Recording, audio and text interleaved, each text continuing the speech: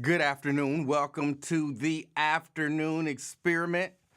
My name is Emanuel Livingston. I am with you probably for a couple hours. I think I'm going to get y'all 2 hours today because I do have some other stuff. I was actually not supposed to be here today. I had an appointment that I was supposed to be at, but they canceled, which was fine. I got to record a commercial, and I'm trying to, I'm not a videographer. Well, I guess I am because I do video stuff, but I'm not a professional, skilled videographer. But you do what you got to do. But anyway, they canceled, so I'm here. Good afternoon. I hope everybody's doing good. Excuse me, I'm doing good. Let's get to it. Let's say hello to the people. And I got a couple things that I want to discuss. Jerica Van, good afternoon. First, right out the gate. Pat Rogers in the house representing East Westwood. Good afternoon, Pat. Got Erica Hummins. I'm sorry, I got glasses. Erica Hummins representing Reading. Good afternoon. That's 1, 2, 3. DeAndre Crosby in the house. Good afternoon, DeAndre Crosby. Good afternoon. And Sierra Brooks in the house. Good afternoon. Yeah, I was listening. Y'all know I like Wyatt's show, so I listen when I get an opportunity. Terry Anderson in the house. Representing downtown. Good afternoon, Terry Anderson. Let's see, Mary Birch Lavender in the house representing White Oak. Good afternoon, Mary. Good afternoon. Fame in the house. Fame says Etsu is here. Saw the end of a fatal crash on Ronald Reagan. Oh, that's terrible. I hate to hear that. But I hope you're doing good, and thank you for checking us out. James Benta representing Vancouver. He says he's back. Thank you for coming back. Thank you for checking out the show. I appreciate you. Dwayne Larkin in the house representing Mount Airy. Good afternoon. Terry Coleman in the house representing E-Town. Good afternoon. Fame says he represents northwest side of town. Green Township, Beavis, White Oak Extended. You represent wherever you are. So, are you on Cross County? Cross County. I don't call it Ronald Reagan. Are you on Cross County? If you are, that's where you represent. Ronald Dixon. What's up, Ronald Dixon? Thank you for checking out the show. Hope you're having a great afternoon. Candy D, representing Coleraine Township. Good afternoon, Candy. Hope you're having a great afternoon. Pamela Kinney in the house. Good afternoon, Pamela. Representing North Avondale. Got Lewis Talbert. Hold on, let me make sure I put this on silent. Lewis Talbert says good afternoon. Good afternoon, Lewis Talbert.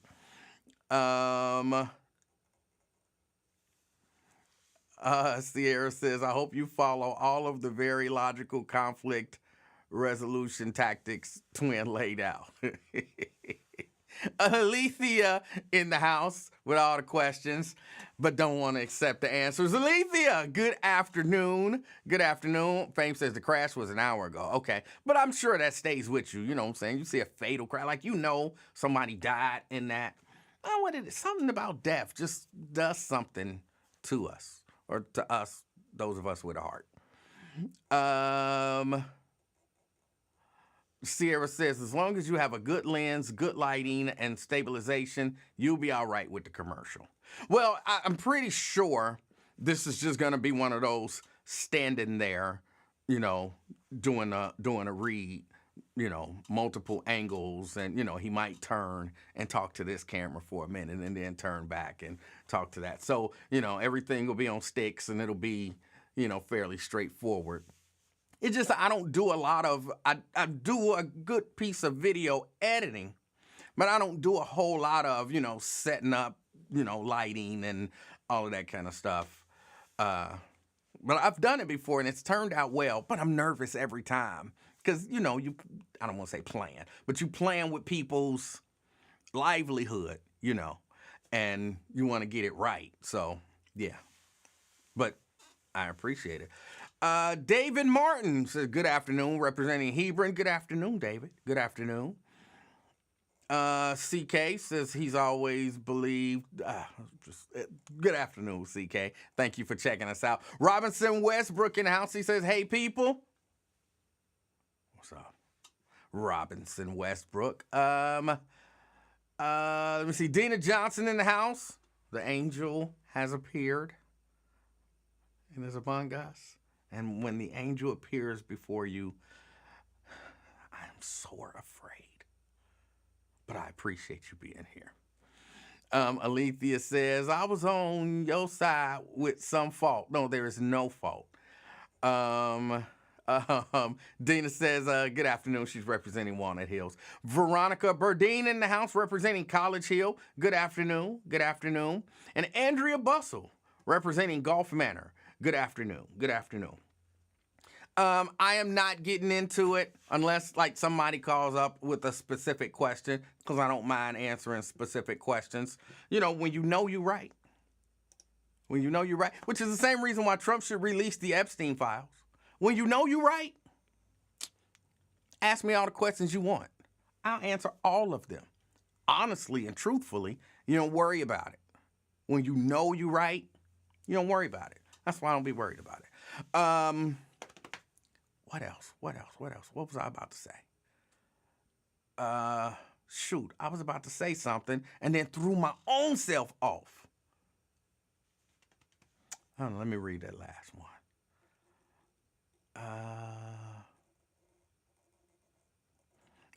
A few more hellos.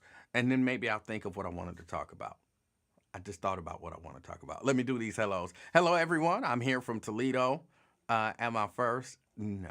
T. Mikey G. Good afternoon. Good afternoon. Representing Covington. He's checking in from the job. Got Lamont Jones in the house. Says, peace and blessings, powerful royal people.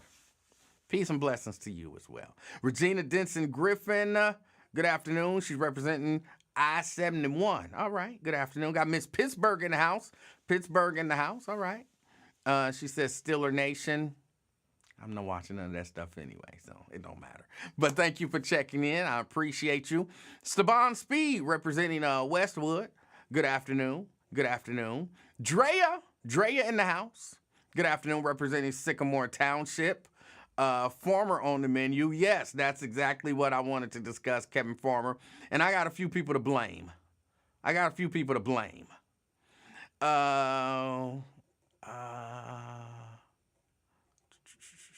Nat Turner in the house. Good afternoon. Appreciate you. Maria Smith representing North College Hill. Good afternoon. Good afternoon. Linda Evans in here representing Pleasant Ridge. All right. Pleasant Ridge is in the chat.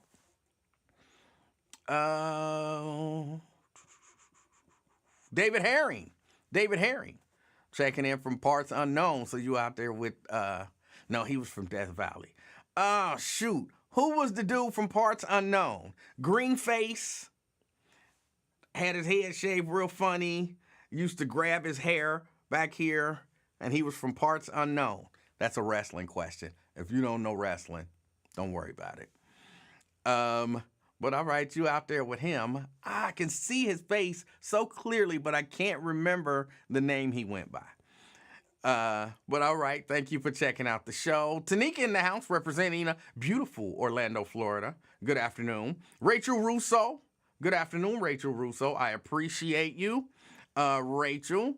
Brenda Early representing Fairfield. Good afternoon. Good afternoon. I appreciate you. Got the trader herself, Shahira Shine. Good afternoon, representing Bond Hill. Good afternoon. Lonzo Clark.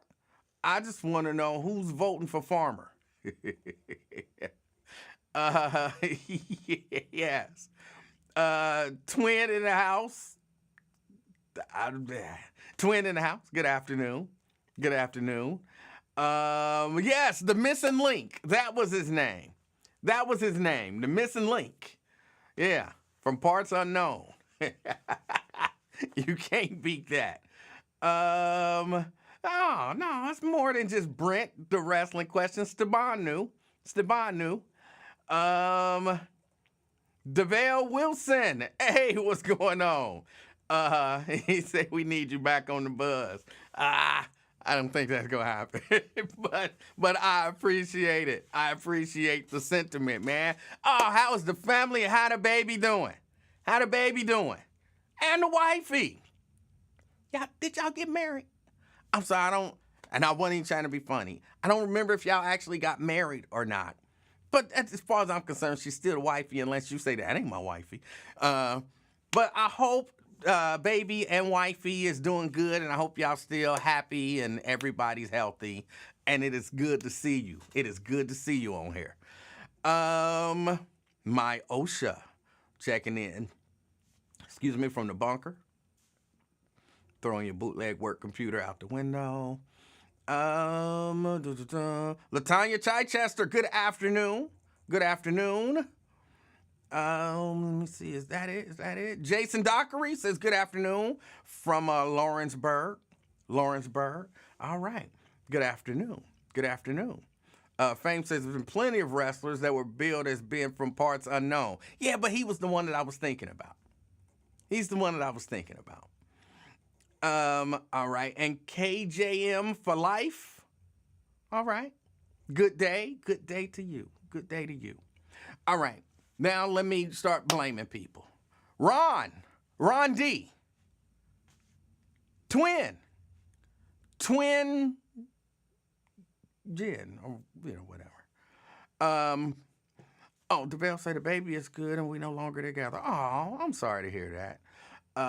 We are great co-parents, though, but you got a new girlfriend. Well, I guess I'm happy to hear that. I'm sorry that y'all not together no more. It don't matter. I like both of y'all, and, y'all great co-parents. That matters a lot, so I wish happiness for everybody. Twin and Ron D. I kind of blame y'all for Kevin Farmer getting arrested again. If you hadn't heard, who hadn't heard this? If you hadn't heard, Kevin Farmer got arrested. Apparently, he went and broke into Rosemary. I don't remember her last name. Rosemary Babies. Her last name ain't Babies, but I don't remember her last name. It kind of don't matter. I'm not voting for her. But broke into her house, broke a window or something and, broke in. I guess he wanted to get them signs. But the reason I'm blaming partially Twin and Ron D is because wasn't these two of the brothers that was when he was locked up talking about, I want to go see him. I think Ron said he went to see him. He went to visit him. He wasn't locked up. He wasn't locked up. He was in a facility. Hopefully to get some mental help. But, man, see, that say to me, I'm going to tell you what say it, but that say to me that y'all was clout chasing. Ain't that what the young people call it now? Y'all was clout chasing. You didn't know him at all. You didn't know him at all. But you went to visit him when, everybody was talking about it. Or you wanted to go visit him, talking about going to visit him when everybody was talking about it. But when he got out, where was y'all to visiting?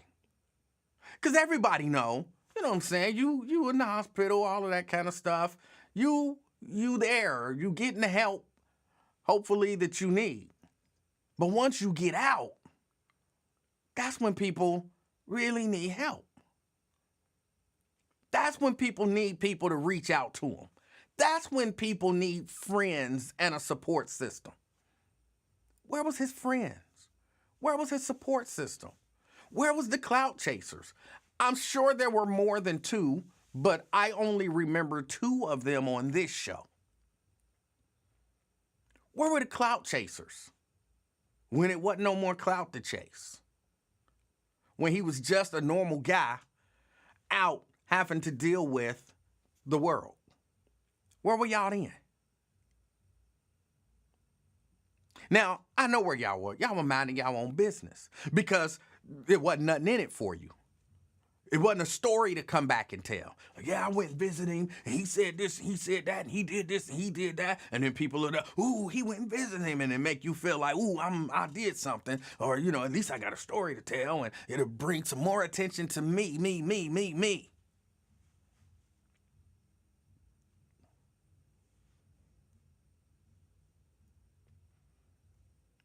But where were you? Where were you to go visit him, Ron? Here's Ron. Ron! Okay. Hold on, let me ask my question. And then I'm going to let you take flight. You went and visited him when he was in the hospital. Did you visit him when he got out? Okay.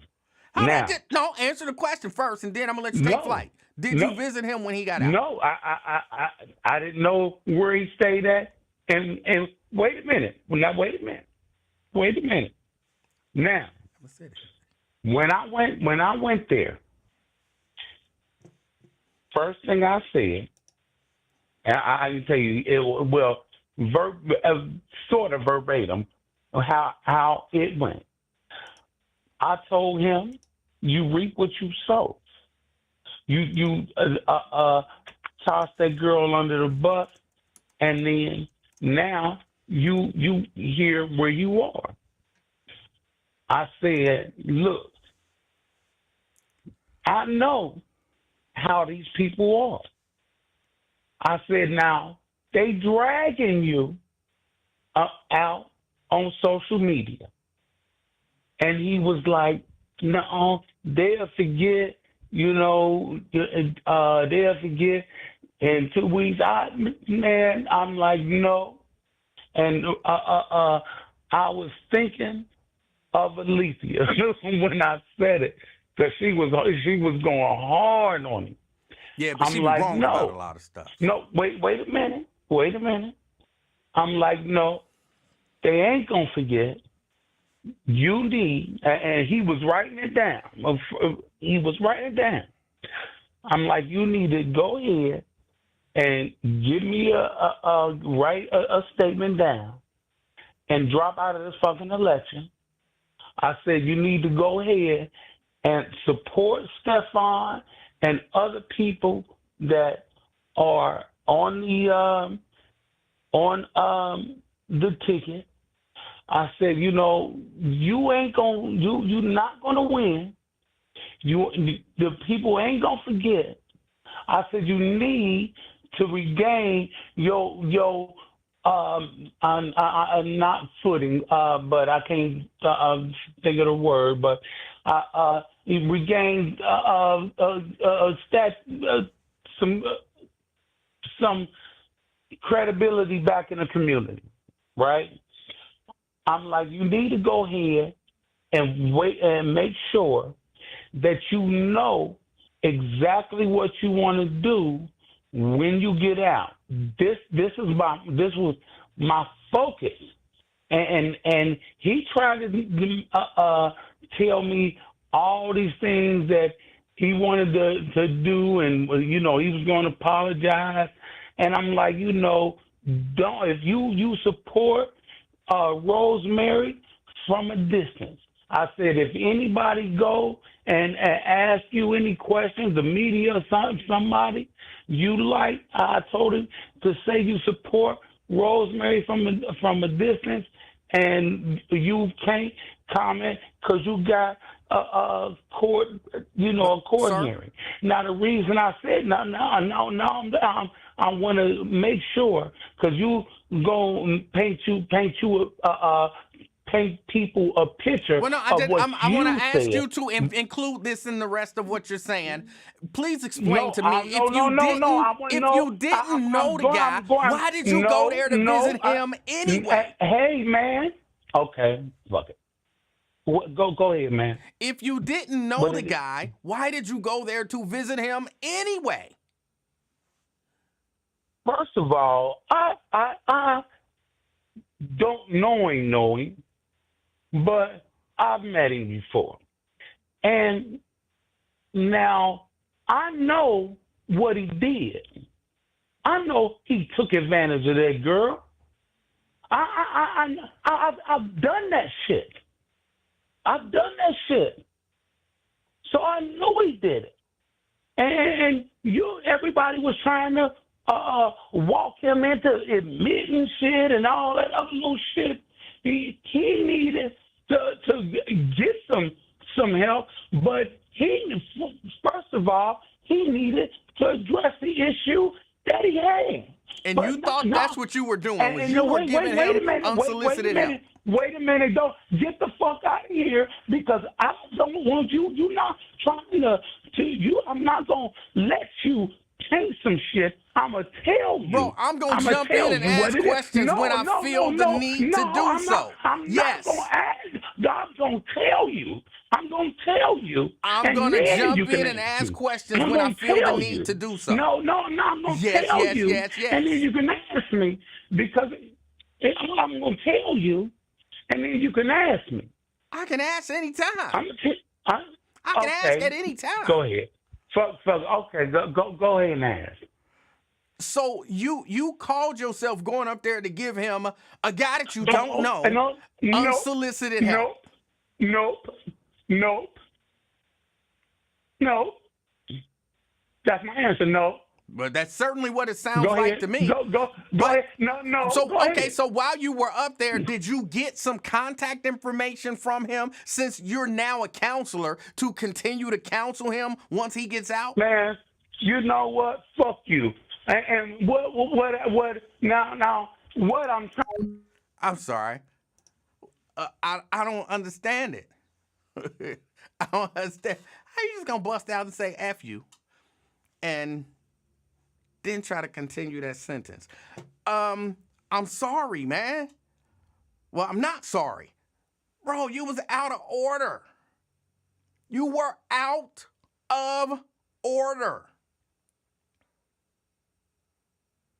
Completely out of order. But you wanted to go there just to say you went there. I kept telling y'all, you ain't no daggone counselor. You're not a psychologist. You're not a psychiatrist. You're not a clinical counselor. You just some dude that don't even know the dude. You don't even know him.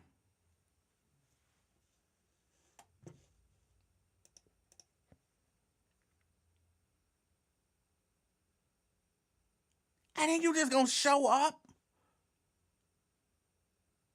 Now, most reasonable people, and I'm kind of saying it like as if to say, he wasn't reasonable.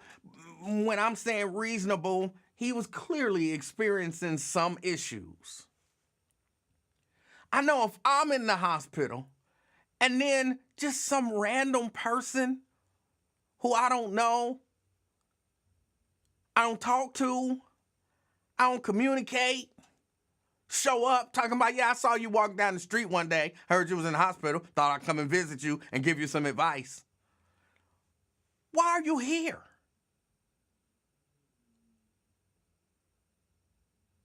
Why are you here? Man, y'all playing with people's lives. Playing with his life.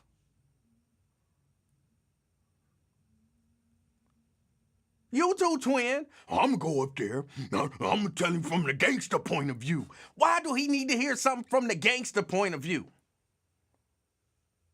And again, y'all care so much about him when y'all can get some attention off of it. I care enough that I'm going to visit him and have a personal conversation and give him, all the advice that a person can give a person. Okay. He out now. Well, I don't know nothing about him. I don't know where he live. I ain't got no number or no contact information. So what am I supposed to do?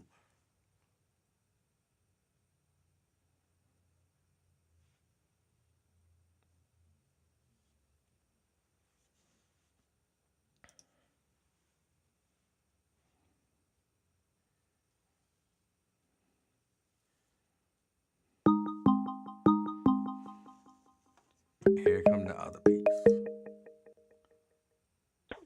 Twin. You know what? I know a whole lot of what's. Which what are you talking about? You don't know, because every time you're on a podcast, you say, I don't know. I don't agree. I just told you I know a whole lot of what's. I can cuss you out right about now. Why did you not go visit that man when he Hold got your out? horse. Hold your horse. Hold your horse. I don't have a horse. I have a simple question. Why did you not go visit that man when he got out? No, you're not gonna play me like a prosecutor, like we in court, man. I'm gonna play you I'll like give a talk show host. Come on, don't do talking that. to a caller. Why did you not? Why you do that, man? Why you really Why do that? I ask questions because I want I came in a answers. nice way in your podcast, man, because, you know, I fuck with you, E, man, but you always do that, man. This Why is you a do simple. I'm asking a simple question. that? I'm Why? going to get to your question. Okay, I'm then, going to get to your question. So then just get to the question. What you talking about? So why do you do that, man? I came in with Why a positive no. I see why people cuss you out. Why do I ask questions? Or whatever, and you got things going on in your life because of your mouth. Your question is, why do I ask people questions who call in? Emanuel, I don't need no cloud chase for what? You tell me. I care about. Hold on, man. I care about people. You asked me a question. I know that man for a year. You know, I ask him certain things and why should vote for. I ask him a question, something like that, which I don't know about. Kevin knows me. What? So let me tell you this. I don't know. I thought the man was in a hospital, man, to be honest. I thought he was still in there getting help. And the weekend when I seen him on social media and everything, he's out and he broke into the girl house, I'm like, whoa. But Dude, I don't know. How does that work? Do you got to get discharged? Right? Huh? You know him. Yeah. Right. So why would you not know he was out? If you cared so much about him that you wanted to go visit him, why would you not know I got a life, man. I got a life. I got other things going on. You didn't care about that life when you was talking about I'm going to go visit him. Ain't nothing wrong with helping a hand, lending out a hand for somebody who need help, man. So if you was in a situation, when he got out, why I don't know you like that, hand? but if you get in that situation, I'm gonna go come up there and see you, man. But so when he got out, why wasn't you lending a helping hand? I didn't even know the man was out. So y'all wasn't that close.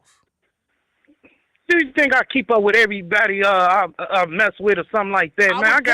I would think you keep up with everybody that you go to visit while they're in a psychiatric ward.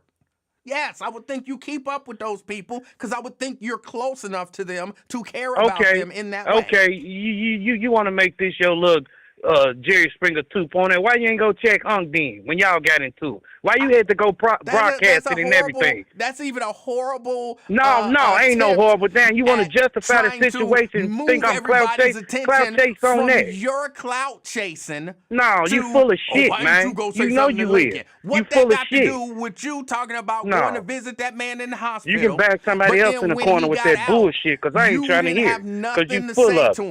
No, I didn't know the man was out. So who this? Don't you got what? You can sign yourself out in the psych ward or whatever. I didn't know how that worked. Exactly. So if you didn't know how that worked, if you don't know nothing about the psych ward, why were you trying to go to the psych ward? The man need a helping hand, man. You are not qualified to give a helping hand. Who got it? What's the qualification skills to be to go see somebody? I would say knowing and caring about them.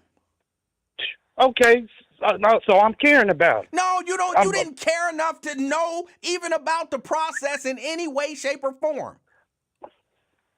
Man, you sick-minded, man. I don't know what point you try to make. The point I'm trying to make is that trying to build you and Ron on this show was clout chasing. And what the fuck I need the clout chase for over another nigga? I don't know why you need the clout chase. You don't even know what clout chasing is. That was nigga, I said help a hand, goofy. That was the question that I started the call off with. Clout chase. That's not even no damn clout. Why did you feel the need the clout chase? It ain't even no clout. What I need the broadcast? I don't do that, That's man. What I'm asking I don't do you. That. I don't do that. Clout chase for what? You do it. No, man. If I got a problem with it, hey, Cal, I'm coming to see you, man. I reached out to him. Why? I said, man, I will come. I will come see you, but no. You don't know him very well. If you know him at all, I think you said you met him before. So you I met met him him a couple of before. times. You don't know him. Just like I don't know you, but if man was in the same situation as Kevin, I'm going to come holler at him, man. Like, man, what's Why? wrong? Why? If you're going to come holler at me when I'm in, come holler at me when I get out, because that's when I need support. Man, I didn't even know the man was out. I mean, I didn't know the man was out. He's still in jail, but I didn't know he got out there for care.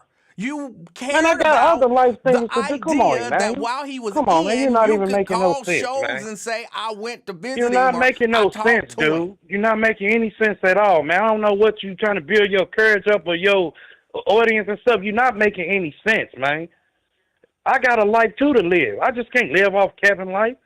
Right, Every man held accountable for his own act. I ain't tell you go breaking that woman's house. That's why you had no business even contacting that man when he was in. Man, you wouldn't do your friends like that or someone you know? He's not your friend. Or whatever, like, man. He is not man, your you friend. If he was your actual friend, you would have kept tabs on him. I'm not trying to hear none of that, man. So he's your friend? What you talking about? So he's your friend? It's concerning, man. It's concerning.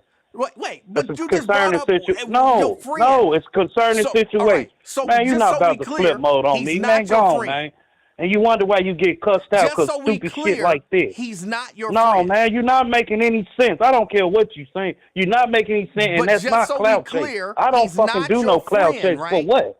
What I got to stunt for? For what? You tell Whatever me. I do on handling stuff, I can do behind closed. I don't have to have no clout chasing base behind me just to say, oh, get credibility. Oh, Twin did that. Oh, I did this. Because I went to go see him. No, I'm not about to do that. Whatever happened to...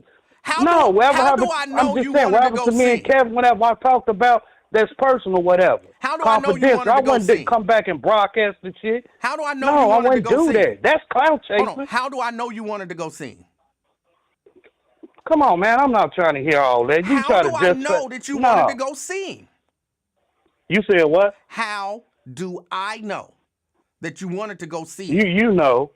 How do I know? Stop playing. How do I know? I'm just saying I wouldn't come back and say, oh, I did this for Kevin. I wouldn't say that, man. I'll let it be. You just said it. You literally just said it. I reached out to him while he was in there. You literally said what you said that you wouldn't say. I'm telling you the definition of clout chasing, man. What are you talking about? And it if you stop listening before you talk. You talk too damn much. That's your problem. You talk too damn much and not listening. I said I wouldn't come back. Whatever we got and have a conversation, I wouldn't ever come back, and that's clout chase, bragging about it and everything. Like, hey, I did this, I'm the hero, and not. No, what is you talking about, E? I'm showing you the definition of clout chase. You don't understand it. No, I wouldn't broadcast that situation, man. You did. I'll let it be. We talked that shit. I'm trying to tell you, you did broadcast it. That's clout chasing, goofy. Come on, man. That's what you did. No, I never had a chance to talk to him. Go see him.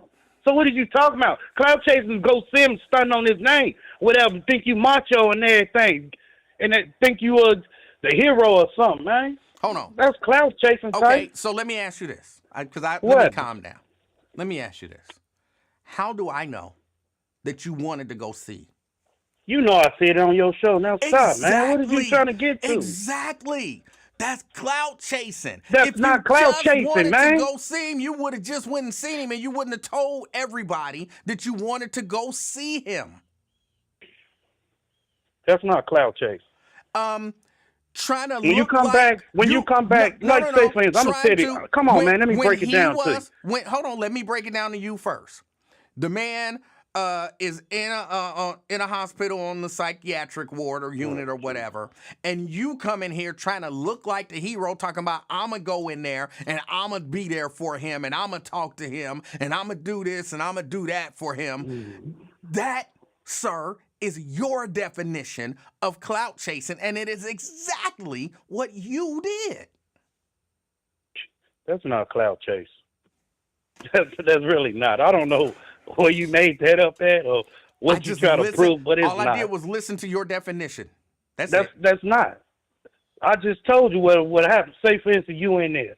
I told the audience, the Livingston Brothers podcast, I'm going to see E. And then I barely know E. I know him for a year, a couple of months or two, a year, whatever. I don't know him like that, but my concern is, or whatever, I'm going to CE and stuff. Yeah, I'm the man. I broadcast and everything, and I tell everybody, yeah, man, he ain't right. He did this, he ain't doing this, and I'm put it out there on air and stuff. That's clout chasing, man. That's exactly what you did. No, you did. That No, is no. exactly what you did. I said I'll put it out there on air, and yeah, I'm not your man, Randy. So I'm the man now. I didn't do it like that. So what did you talking about? No, you're right. I'm sorry. My bad. I don't think I said I'm going to see him. Come on, man. Who you think you talking to? You don't know what clout chasing is, so stop saying. You don't know. I'm using your definition, you don't know. Bro. You don't know. You don't know, man. Like you say all the time, I don't know. You don't. I'm not about to be back and forth with you, man, because you full of it, man. And you wonder why people cut you out. You full of it. You describe your own actions. I'm about to be back and forth with you, man. It's girly stuff, and you full of shit. Okay. Hold on. I can't be the only one who heard it. What is wrong with people? Why do people think the world is going crazy or I am? And I'm not sure which one it is. How do you define clout chasing? Use a scenario to perfectly define clout chasing. And when we look back, it's exactly what you did. Didn't he say, because I'm thinking, maybe I didn't hear him. For real, I really do. A part of me think I'm losing my mind. Didn't he say, I'm going to tell you what clout chasing is. Let's say you in the hospital and I get on the air and I say, Emanuel did this and Emanuel did that, but I'm going to go up there and I'm going to see him. That would be clout chasing. How many of us remember him calling in saying, Farmer did this and Farmer did that, but I'm going to go up and see him?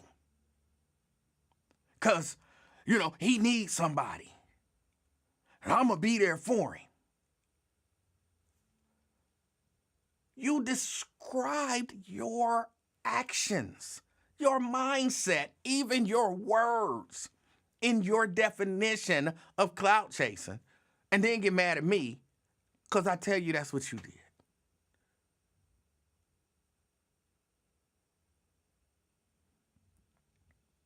So you can't now be like, well, I wasn't really trying to clout chase. I didn't understand what clout chasing was.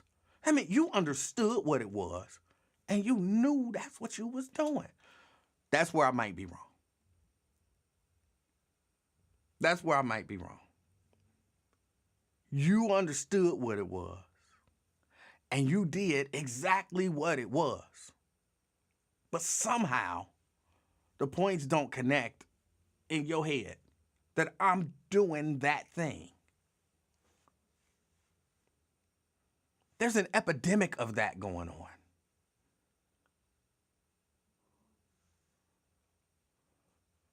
It's an epidemic. But then that man gets out and he goes and he breaks in that girl's house. That woman's house. I'm sorry, I'm going to call her a girl. I don't want to be disrespectful to her.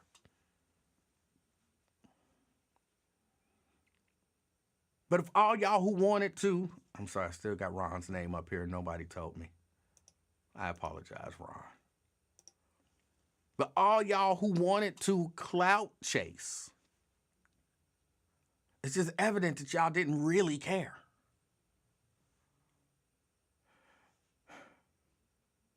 And so then that man gets out, and he's apparently got all of these friends and all of these supporters.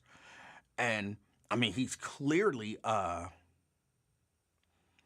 raised all of this money, and there's nobody there to help and support him and tell him, don't go break into that girl's house.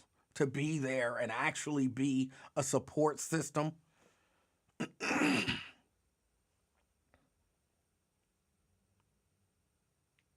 Now he in jail. Or at least I'm assuming he's still in jail. He might be out by now. And I'll be honest, I feel bad for him. I feel bad for him. I saw, I keep wanting to call you your name, DeVale. I saw DeVale. Well, you said he ain't been right since we was little. And I don't, excuse me, I need a lozenge or something. I don't know the brother. I don't know him. I'm not even sure that I met him. I saw him speak once. And from that one time of seeing him speaking, and forgive me, Jerica, because Jerica criticized me for using inappropriate terminology. But I don't know the appropriate terminology. But I saw him speak once. And I knew, looking at the man's eyes, paying attention to his expressions, and hearing what he was saying and the way that he was piecing everything together.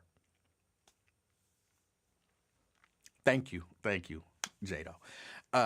But listening to him and paying attention, I said, and this is what Jerica, don't crucify me. I said, there's something not right. There was something not right about him. And I couldn't put my finger on it. I said, something not right about him. And, you know, I feel bad for the guy. I really do.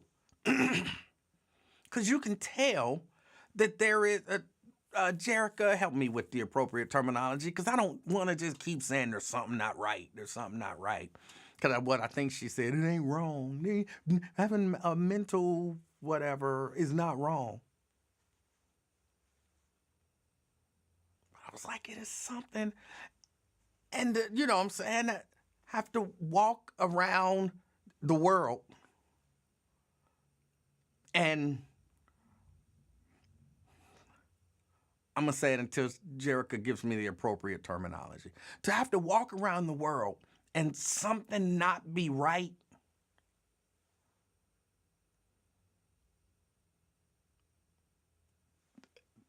Your decision-making, coping mechanisms and all that kind of stuff, they're not functioning correctly.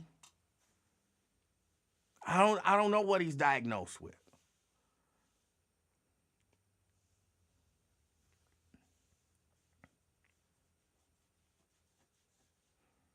And I could imagine there were a lot of clout chasers visiting him.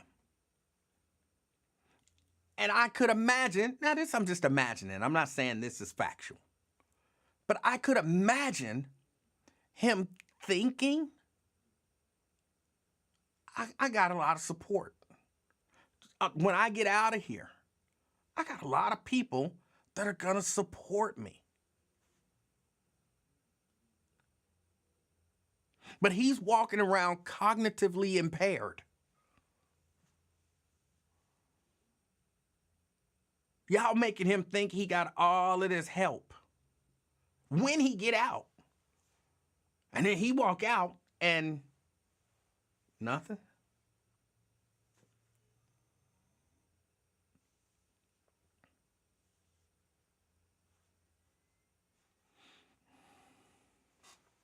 I do. I just feel bad for him. I do.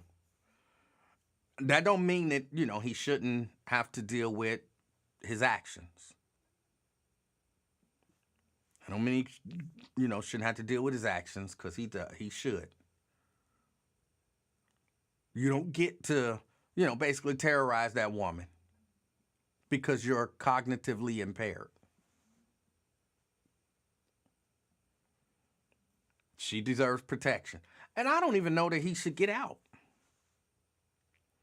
I mean, if you got an order of protection and you just ignore the order of protection and go, you know, busting in people's houses.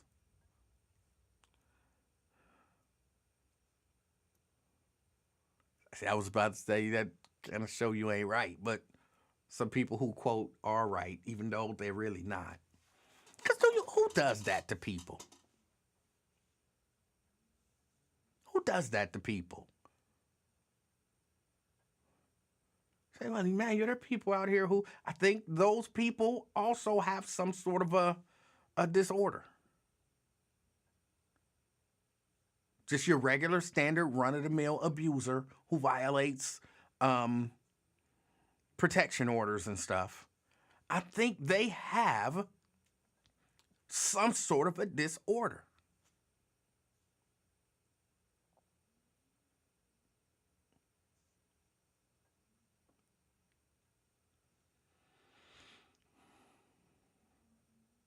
Ron says scared people. He wasn't too scared to go and break in. That sounds like an excuse to me. I'm so scared of you that I'm going to come and break in your house.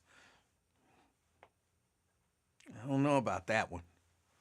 But I mean, I don't know all the mental disorders. So there may be a mental disorder where, yes, I'm afraid of you, and that fear makes me break into your house. That might exist. I don't know. And I know it sounds like I'm being facetious or sarcastic or any of that kind of stuff, but I'm really not. I don't know that might exist. But for me, who, I think I'm a somewhat reasonable person. That don't make sense to me. Because if I'm scared of you, I'm definitely not coming to break in your house.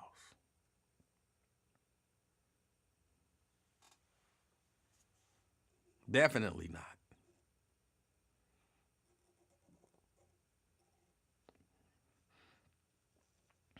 Mayo say, now I feel like Oglesby never pulled a gun on him like he accused her in the beginning, because if someone is breaking in the house at 2 a.m. and didn't get shot.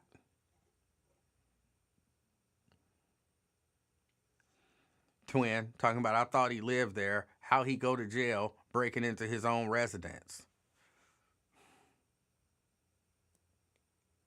Okay. I would just suggest you look that one up. Look it up. Look it up.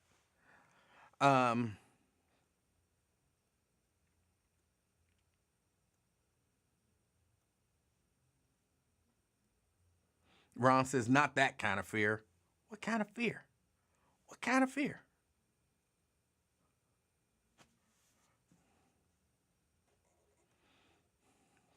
But that's that. Again, I feel bad for the guy. Apparently, he told Channel 5 he's dropping out of the race. According to Channel 5, he told them he's dropping out of the race.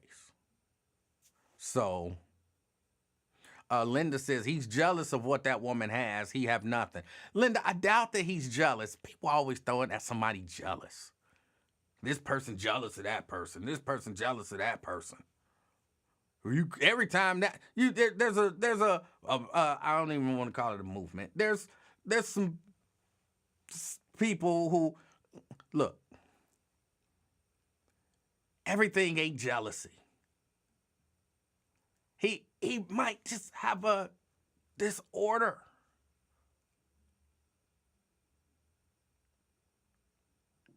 And he's, I don't know, obsessive or something. I don't know. Everything ain't jealousy. Most stuff ain't jealousy.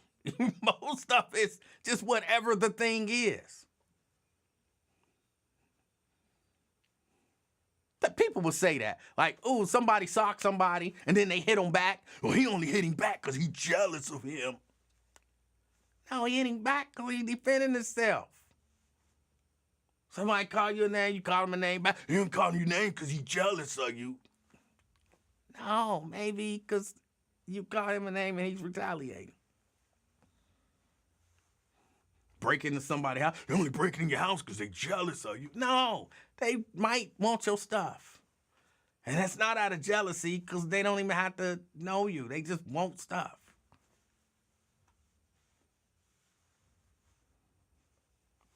Everything ain't jealousy. That's silly. It's just silly. People got into a car wreck. Oh, I only wrecked the car because they jealous of the other car. Like, that's stupid.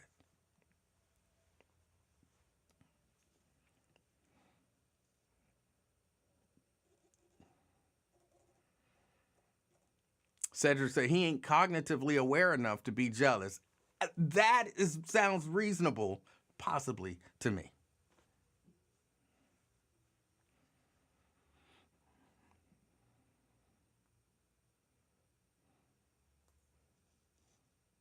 Samuel says, I feel there's an onslaught of undiagnosed mental health issues that are not being addressed in a large portion of our society. Oh, I agree.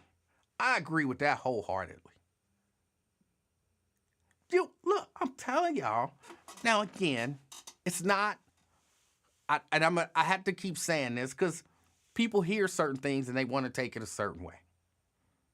I think the overwhelming majority of people in most communities, they're fine.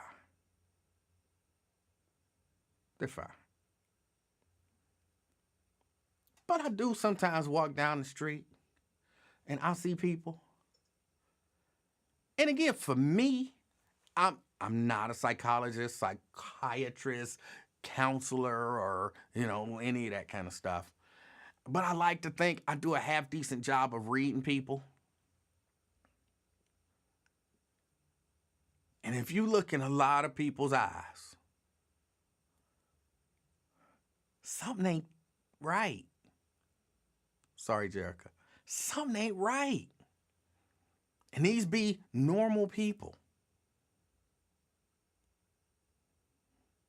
And I don't know how to tell anybody. I think most people can do the same thing. Most people look at it, and most people can see the same thing that I see. You can't necessarily look in somebody's eyes and tell that they're stupid or they're ignorant. Or, whatever. But sometimes you can look in their eyes. You can tell sometimes that they're just mean people. Like, this person is no good. I don't know how many of y'all single women out there, but I try to tell single women all the time. I've had this conversation on here before. I try to tell single women all the time, start looking into a man's eyes when he approaches you. A lot of times you'll save yourself a whole lot of trouble just looking into his eyes. Sometimes, like LaDonna say, you can see crazy though. I don't want to use the word crazy because I get in trouble. But you can see sometimes when something is not right. Again, sometimes you can see and it looks different. Different things can look different. And I'm gonna stop talking about this because I don't know how to describe it.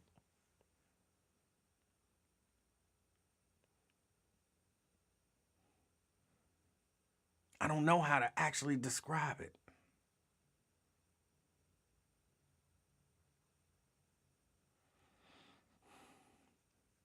Sierra said, I think Rosemary knew he was trouble, but wanted to be a friend and provide support. That's possible. That's possible. I feel bad for the guy. Ladies, look into a man's eyes. Look into a man's eyes when men, same.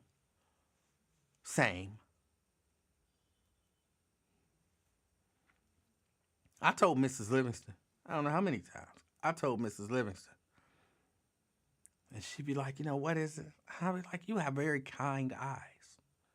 You have very kind eyes. Like, your eyes give you away. Because sometimes she'd be trying to be hard. I'd be like, you ain't hard. Stop.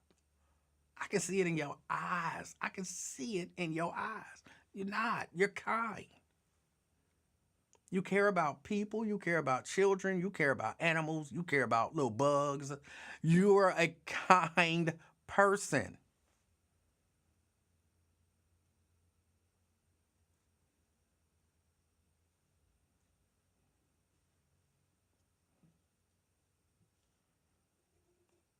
Even Shahira saw it.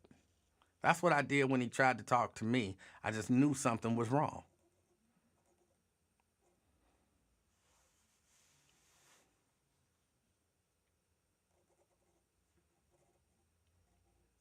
Cedric, you mocking me, bro? You mocking me?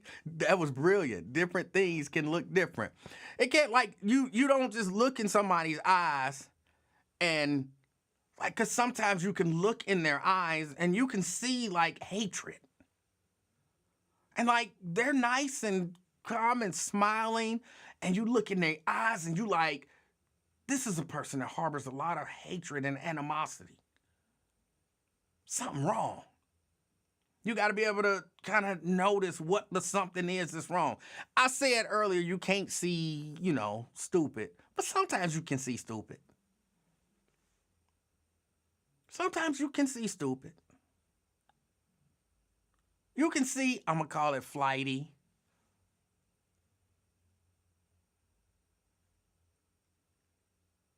Fellas, how many of y'all done dealt with an airhead? Just an airheaded chick. She got a certain look in her eyes. There's a certain look in her eyes. Like she always, I can't do it. I can't. But there's a certain, that's that airhead look. You can kind of see, you know what I'm saying? You talk to a dude and you like, yeah, this dude ain't firing on all cylinders. Like, but it's different. It's not mean. It's not stupid. It's not, it's just things don't connect for him in some way.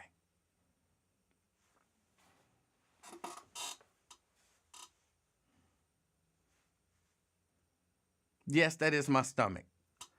I haven't eaten. I've been here all day, and I don't know why I don't eat. I don't know why I don't eat. I don't get hungry, so I don't eat. And then my stomach start growling.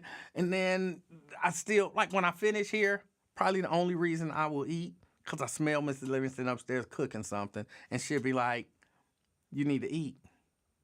And then I'll be like, you're right, I do need to eat. And so that's when I eat. But if she wasn't cooking and she didn't say anything, I wouldn't even think about it. Can you see that in my eyes? No, you just hear that in my stomach. But yeah, no, there's this. It's different. It's different stuff.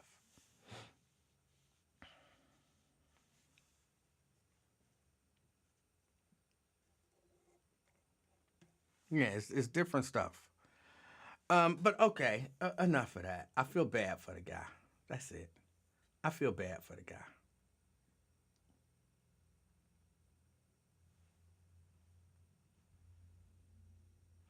Oh yeah, that's that story. I will say though,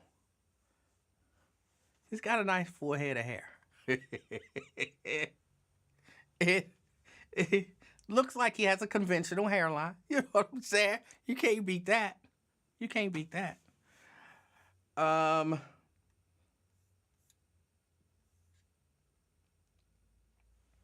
I don't know why. I feel like today is one of them like advicey type of days, but I really don't want it to be.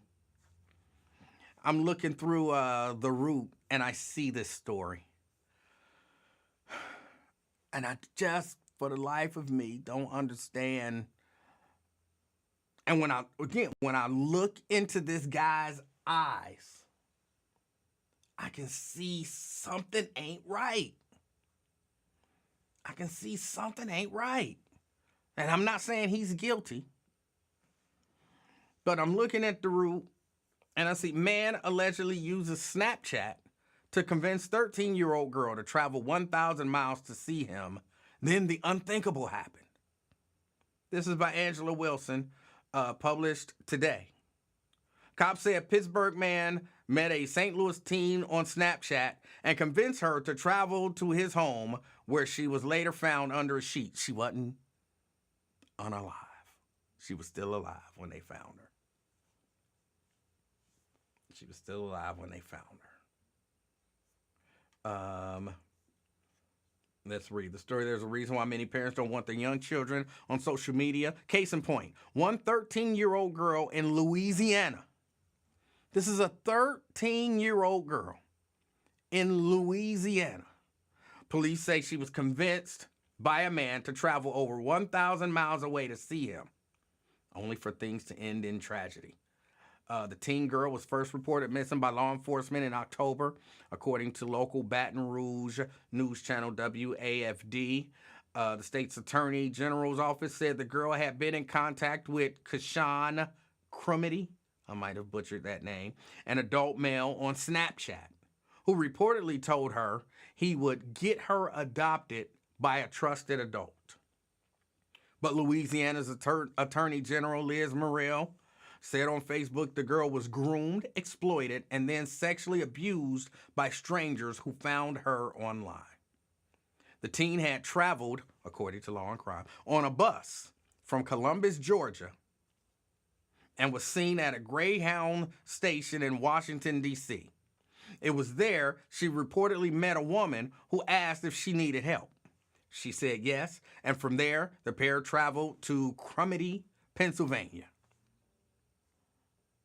Court documents said that obtained by People said the same night the teen girl arrived in Pittsburgh, she, being the woman, and Crumity all slept in the same bed in the basement. After the teen went missing, authorities began to investigate her online activity. That led cops to the 1200 block of Davis Avenue in Pittsburgh's Brighton Heights neighborhood. Thanks to an FBI search warrant, the girl was found alive in the basement, inside a box, and covered with a gray sheet. They really thought they was gonna hide her in a box. Like the FBI got a warrant. So they was like, to me, this speaks to their mentality. Ooh, the FBI is here. They got a warrant. Get in this box. Here, we're gonna put a sheet on top of it. You'll be good. Shh, just don't make no noise. They won't find you. Really? You think the FBI is in your house looking for a 13-year-old girl and you can just hide her in a box and put her under a sheet? That say to me something ain't all the way there.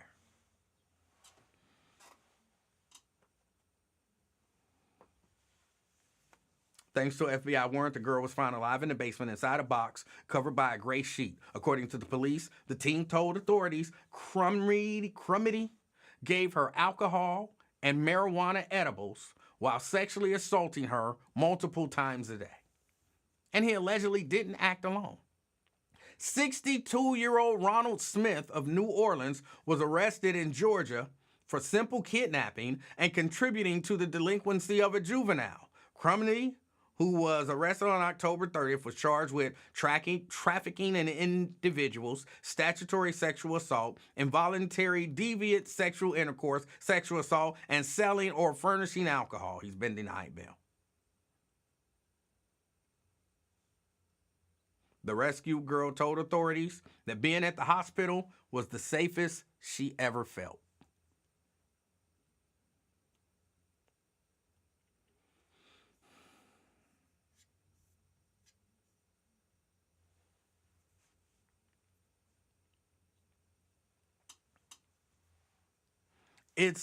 Look, LaDonna say that guy looks crazy too. Yeah, that's what I said. You could, if you look at his eyes.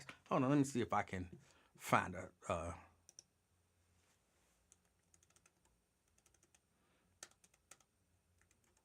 a picture so y'all can see. No, I went to the wrong site.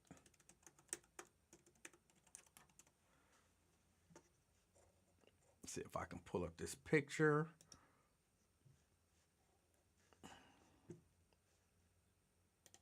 See if I can just save it.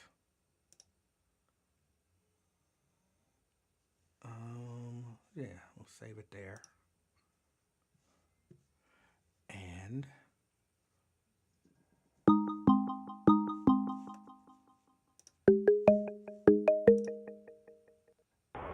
Phil. Hey, how you doing? Phil, I'm doing good. How are you? I'm doing great, man. I just wanna talk, All tap right. in about mental illness. I mean, I think it affects everyone in a certain type of way. It affects me because my brother-in-law committed suicide a few years ago, And not only that, I just think when a child, when you grow up without a parent, I ain't gonna say you grow up without a parent. You grow up without being nurtured from a parent. You need to be nurtured. How can you move on without being nurtured from a parent? You know, society is bad right now. I ain't gonna say it's bad. It's harsh. It's real. I just want to get your intake on that. I agree society is bad, things are bad. I do think there are a lot of people who don't get the nurturing that they probably need from a parent, but still somehow, overcome, push through, or whatever the appropriate terminology is to make it and not suffer any. I don't want to, because it's almost like diminishing it. I wanted to say some substantial, residual effects from it. But I kind of agree with you. There's going to be some effects. It's just a matter of how you handle them. Right, but not only that, even in relationship, everything needs to be counseled to put into perspective. You know what I mean? No, I'm not 100% sure what you mean. No, I'm talking about far as like a marriage. Marriage need counseling to teach spouses how to fight fair, how to go forward when they cross their, because you're gonna come across a problem. I've been married for 16 years. You've been married for some time too. We all gonna have problems. You got to know how to deal with them problems. A lot of people just don't know how to deal with the problems. I agree with that. A lot of people don't, but some people do. Like, I've never had any counseling. I think I'm pretty good on dealing with the problems, but I do agree. You might be the only one. Hey, man, you might be the only one. You keep saying everybody need to sit on that couch at one point in time in their life, man, but you might be the exception. I might be. But I counsel myself, even though I know that sounds, weird. I don't want to say harder on myself, but I do, kind of self-analysis, and, I'm pretty good at seeing where I'm wrong and my flaws and deficiencies are and kind of figuring them out. But, I'm sure I have issues here and there. Right. It's so many things that affect our culture, even sexual abuse. Stuff like that, man. You can't go forward without having some type of counseling. It's impossible. Again, I don't think it's impossible, but I do think it's probably helpful. My thought is, you said you don't think it's impossible, but sometimes you need a professional point of view, put everything in perspective. I agree. Yeah, some people sometimes they do need that. The only reason I think a lot of our parents came up, didn't get no counseling, any of that kind of stuff. And, we've had, some of them have issues. I think everybody has, I'm going to say, some kind of issues in terms of, things that can be worked on. But everybody don't need counseling to live a happy, successful, well-adjusted life. But I'm not against it. I'm get counseling. I kind of beg to differ. I beg to differ because everybody go through a point in life where you get anxiety. You might have some type of depression, but everyone don't know how to deal with that. Everybody not equipped to deal with that situation. I agree with that last statement. So I think where we get in trouble, and maybe it's just this is one of my issues that maybe I need counseling for. When I hear people make broad statements about... Stop. You said you might need counseling? I can't believe this. But yeah, because I do have an issue when I hear people saying everybody this and everybody that. And maybe that's something that I shouldn't dwell on. I think it's an important distinction that we need to make. But I'm not necessarily disagreeing with kind of the foundation of what you're saying. I'm just slightly disagreeing that it applies to everybody. I'm not going to say everybody because as a culture, I just think as black people, we think it's voodoo or whatever. If you go get professional help, people think about you a certain type of way or think about you, this, that, and the other, instead of seeking the help that you need to get. I'm trying to not challenge that a little bit, but I have to. You can't. I know I have to How?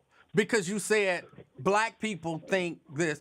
It's not. Black people aren't the only people who. No. Go ahead. You're correct. Hey, people in general. You 100%. It's people. It's people. Just like the thing when they say it's bad parenting, it's black people parenting, that is people in general. Yes, I agree. Yeah, I totally agree with that. I mean, I recant that situation. It is people in general. Why was this saying black? Because I'm just concerned about our culture and our people, where we going. But at the same time, I'm not certain that some of these issues can just be counseled away. Somebody luring 13-year-old girls from Louisiana to Pennsylvania to use them as some sort of a sex slave. I'm not sure that, a session on the couch is going to solve that. And I'm totally agree, but it's mental. You got to agree with that's mental. I do agree with that. That's mental. That's not the norm. They said sexual predators, people who goes on young people, it's a gene in them or something. I don't know. I don't know about a gene. I don't know. But it is definitely. I don't know. I'm going to say it's definitely not normal and should never be normalized. And I'm just not sure. And again, I'm saying I'm not sure because I'm not in the health field. I'm not a counselor or psychologist, psychiatrist, or any of that kind of stuff. But I'm not sure if that's something that can be, quote unquote, fixed. I wouldn't say yes. I won't say no. I don't know about that because I'm like you. I'm not in that field, but I just know that's not the normal, and I just think that's mental. Yeah. All right. All right. Else? I appreciate. Hello? Yeah. You got anything else? No, man. I appreciate you, Carl. Appreciate you listening. I appreciate your opinion. I appreciate you, Phil. Thank you for calling. All right. Take care. All right. You do the same. All right. That was Phil. Sometimes I feel like I'm being too nitpicky when I do that. When I do that, not everybody, but I think it's important. That's what I agreed with kind of the foundational principle of what he was saying. And when I say I agree, that don't mean he right. That just means I agree. I'm not agreeing from some professional standpoint because I'm going to repeat again, I'm not a psychologist, psychiatrist, therapist, counselor, or any of that kind of stuff, but just from a lay person out here watching people and paying attention to people, I agree with the stuff that he's saying. It aligns, his belief aligns with my belief. His beliefs align with my beliefs, even though they're not based in some sort of science or study. And I know in our society we get to the point where we want to normalize everything. I don't want to ever normalize that. CK. Hey, how you doing, Mr. Livingston? CK, I'm doing all right. How are you? I enjoyed your last call. It was fascinating, sir. I like the way you told us that everybody don't need therapy. It ain't for everybody. Because as a victim of therapy, my juvenile life and my adult life, I can tell you it does not work 100%. I did better listening to Wyatt live and the afternoon experiment than going to therapy my whole damn life. And I went to all type of therapy, drug counseling, anger management. None of it works. I mean, it's laughable. I would love to have you in there just to fly in the wall. You know what I mean? It's horrible. I would kind of like to go to one or two of those counseling sessions. I might, schedule myself a counseling session, even though I feel like I'll be doing it for the wrong reasons. But just no, you're doing it for the right reason. Curiosity killed the cat. Well, I don't know that's the right reason, but I might. Yes, because I want you to see see for yourself if it works. Because I'm tired of people like you that's talking about things you never experienced like you know it. You don't have no freaking thing what you're talking about, sir. You haven't had therapy. I have. And I tell you, it's anger management. I still get pissed off. Let me hit my toe on the ledge, on the coffee table. It's going to be all kind of cuss words. Why? If I've been through anger management, I'm supposed to be able to suppress it. No, I don't. Again, I'm not a counselor and that kind of stuff. I don't think anger management is to make you never get angry. I think anger management is to help you manage your reactions and all that kind of stuff when you do get angry. Oh. So you think it has helped me in that way? Maybe. I mean, I don't know. You tell me. Has it helped you in terms of when you get angry? Are you able to manage your reactions better? Yes, sir. But that's what I'm trying to tell you, sir. Then it sounds like it was helpful. So hold on, sir. All right. Okay. My advice to you, sir, about this therapy situation is life is a therapy session, sir. Your losses or your lessons in life teach you how to manage your anger, sir. It teaches you how to manage your money. Life is a therapy session. So stop giving these high-profile therapists all these accolades when grandma is giving you great advice. Auntie's giving you great advice. We got to stop wasting our money with these. It's $350 a week. Insurance can't cover but $175. Come on, man. I'm just letting you know that you are in a therapy session through life. Well, you've been married before. You know how it is in the second time around. You've been through things that you therapized your brain cells, sir. I'm not sure that therapized is a word, but I would say life can be, as you put it, a therapy session. Auntie and grandma can give good advice, but everybody's auntie and grandmama don't give good advice. Auntie and grandmama can also give horrible advice. And some people have to go through the same life lessons over and over and over and over again. And sometimes somebody has to say, hold on, this is what's going on before they recognize it. So sometimes the therapist can be there to help guide you so that you actually get the life lessons that you're dealing with and going through. I don't know why everybody hanging up on me today. I guess he didn't like my take on his, that's him, he's calling back. Yes, sir. I'm sorry. I was disconnected. I apologize.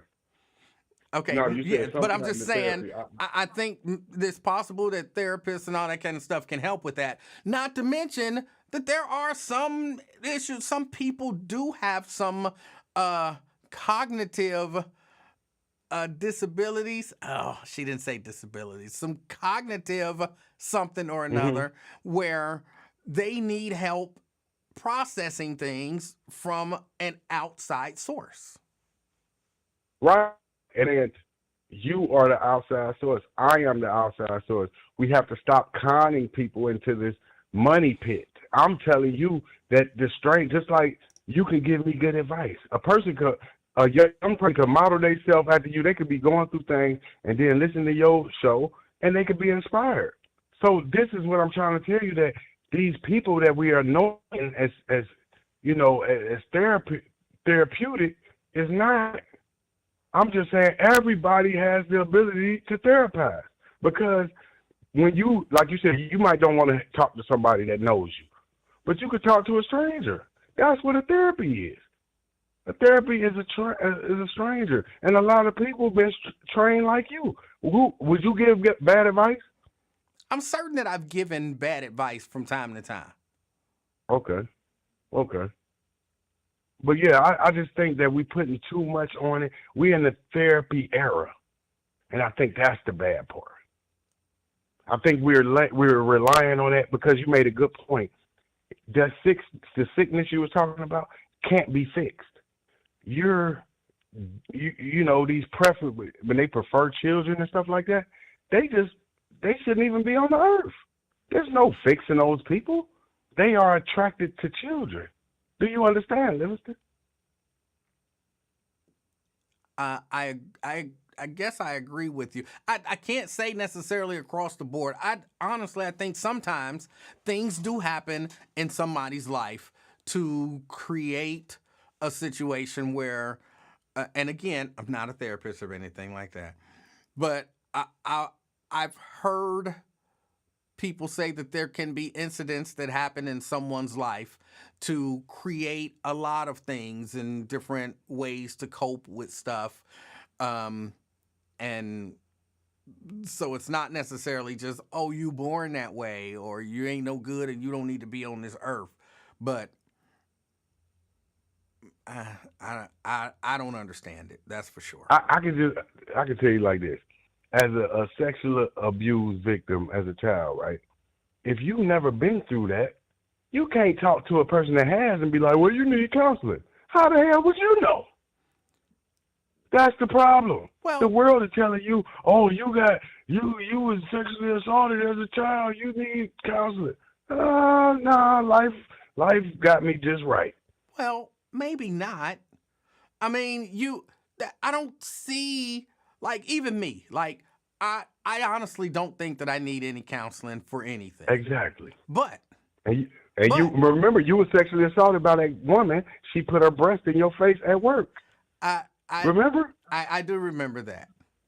Thank you. Why did you make me think about it again? Because you don't need therapy. It's just funny. It's not nothing. Oh, I need therapy. Oh, I can't love a woman again. It's nothing. It's just something that happens. That is very, very different than being sexually abused as a child. And to tell a person who's been sexually abused as a child that they might need counseling, I don't even see how that could be considered offensive, because clearly if you're sexually abused as a child, you're gonna have some issues, even if it's just processing your feelings from being sexually abused as a child. But and I'm trying to tell you, what that woman did to you, you can't do anything about it. Yeah, you can make a big deal about it. But that is nowhere near the same as being sexually abused as a child, even though, it wasn't something that I wanted to happen. It was not an unpleasant experience. So it's nowhere near the same. Yes, you are speaking for the victim, who is me, who was sexually abused as a child. And I have the same exact experience. It's not, it's not sad. I'm happy it happened. So it's the same thing. What happened to you was probably less traumatizing than what happened to me. I was a grown man when a grown woman tried to seduce me by doing something. That's different than a child being sexually abused by something. That is totally different. And I'm really offended at the suggestion that they're even close. Okay, you're getting offended and you're talking to the victim. This is where America is psycho. This is why they say we crazy. You're offended and I'm you about the victim. I'm the victim, and I'm telling you, the still growing who is me. Okay. And when I look back at that, I look back at it the same way you look back at when you were sexually assaulted. CK, two things. Yes. Number one, you're breaking up. And number two, you might need counseling for that. What about you? You always putting it off on somebody else. You got sexually assaulted too, but you're minimizing your victimization. It is nowhere near the same. Nowhere near the same. If you did that, so what if you did that to her? That is not what we're talking about. It's the same exact thing. If you grab her head and put your head in your crotch, there's no different than what she did. She was not a child. You know what I'm saying? Even in adults, people are victimized. You're acting just because you're grown and sexually assaulted, which you were. Now you're acting like you wasn't. She She was not a child. I was not a child. And that is totally different. As an adult, no person can grab another person and put their head in their sexual things and think it's okay and be like, oh, it's okay. It's just Again, you're no, I can't comparing just an grab a woman adult and put her situation head in my with a thing. situation with a child, and they are not the same. No, I'm saying, but listen, you haven't been victimized. I have, and I'm saying that child grows into a man, and I'm saying, man, I don't need counseling for what I've been through, and you can't speak for a person that you haven't even been through the experience. You haven't been sexually abused as a child, so how can the guy that been through experience tell about the guy that has? You sound insane, sir. Okay, you're breaking up. Hey, I appreciate your call. Thank you, bro. Sorry about that. All right. Yeah, they're nowhere near. They're not the same. They're not the same. Not the same. And in all honesty, it might have. Maybe this is where I'm trying to give CK a little bit of I'm gonna call it grace. This is where I'm gonna maybe give him a little bit of grace. Maybe had I been sexually assaulted as a child, and I'm saying maybe because thank God it didn't happen, but maybe if I had been sexually assaulted as a child and had not dealt with that trauma, and then someone did something like that, it might re-traumatize me in that way. But from someone who she didn't take my power away from me. She wasn't in a position of authority over me or, any of that kind of stuff. It is so different. So maybe, if it had been on the heels of a traumatizing sexual experience as a child, then maybe I'd be like, no, it's the same. It's the same. I felt the same powerlessness or whatever. Or, it brought me back to that time when it happened to me as a child. Then I could see where you'd be like, no, it's not different. It's not different. It's the same. But trust me, it wasn't I had power to stop it when I stopped it. So it's not the same. Tony. How you doing, Emanuel Livingston? Tony, I'm doing well. How are you? I'm okay. I just wanted to comment. Sadly, I gotta somewhat agree with CK. Okay. Well, I'm not agreeing with that last part, but I'm agreeing with the part of based on who can help who is based on like a psychiatrist or something, because we all know just because you're in the profession, doesn't necessarily make you just, let's just say, 100% qualified to diagnose anything. True. Would you agree? Yes. Okay, and the reason I say that is because of how we look at the police. Okay, we could say just because that police officer is a police officer, everything he says isn't correct. And that's kind of the logic that I was looking at with what CK said. Because it is a person out here. I mean, because like you said, you got podcasts that can actually help you if you listen, and I've actually heard of people having bad experiences with psychiatrists. So, well, hold on. I just wanted to say that. Tony, I'm not sure what exactly it is that you're agreeing with and the point that you're making by saying that. And let me say, I agree. Again, not everyone needs counseling. I agree with that. Well, I would just. Well, hold on. Let me finish Oh, this, and then I agree. Not everyone needs counseling. I agree that there's a really good chance, I'm certain, that not every counselor is going to be effective with every, I'm going to call them patient, with every patient. I agree with that, but I don't think that diminishes the need for counseling or that means that counseling can't be good for certain people. Yeah, I agree. I mean, because I feel like it's a percentage of everything that could be true, at the same time. It's like, I mean, even like what CK said, he said, like let's just say, for instance, when they were talking about the Kevin Former issue, the fact that we could just blankly say that a person like Twin can't come up there and help him just because he's not a psychiatrist, that's actually factual incorrect. Well, That can be incorrect. well, let me say this.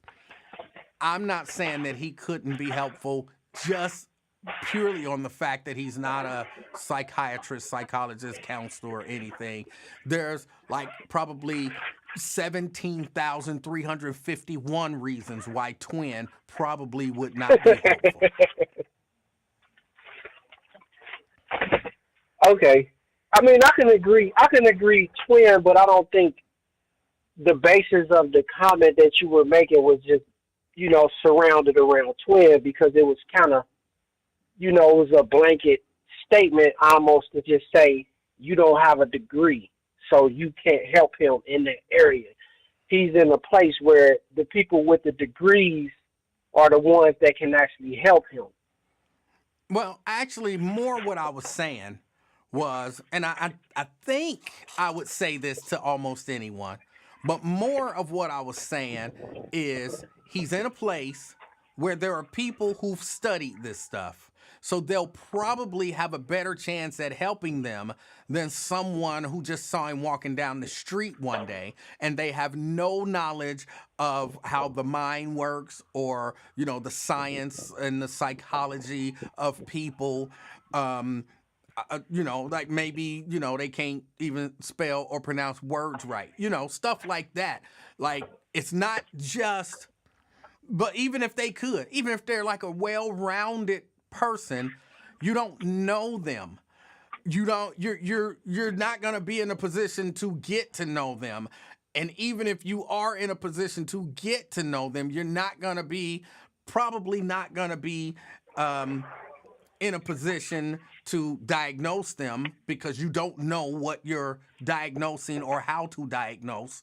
And, you have no training. Anybody can sit there and, give somebody some so-called good advice. Like, how helpful, in all honesty, how helpful do you think it is? Someone's checked themselves into a facility because they feel that, they're having some issues with their mental health. And so for me to come in and be like, take it one day at a time, step by step, don't do wrong, try to always be right.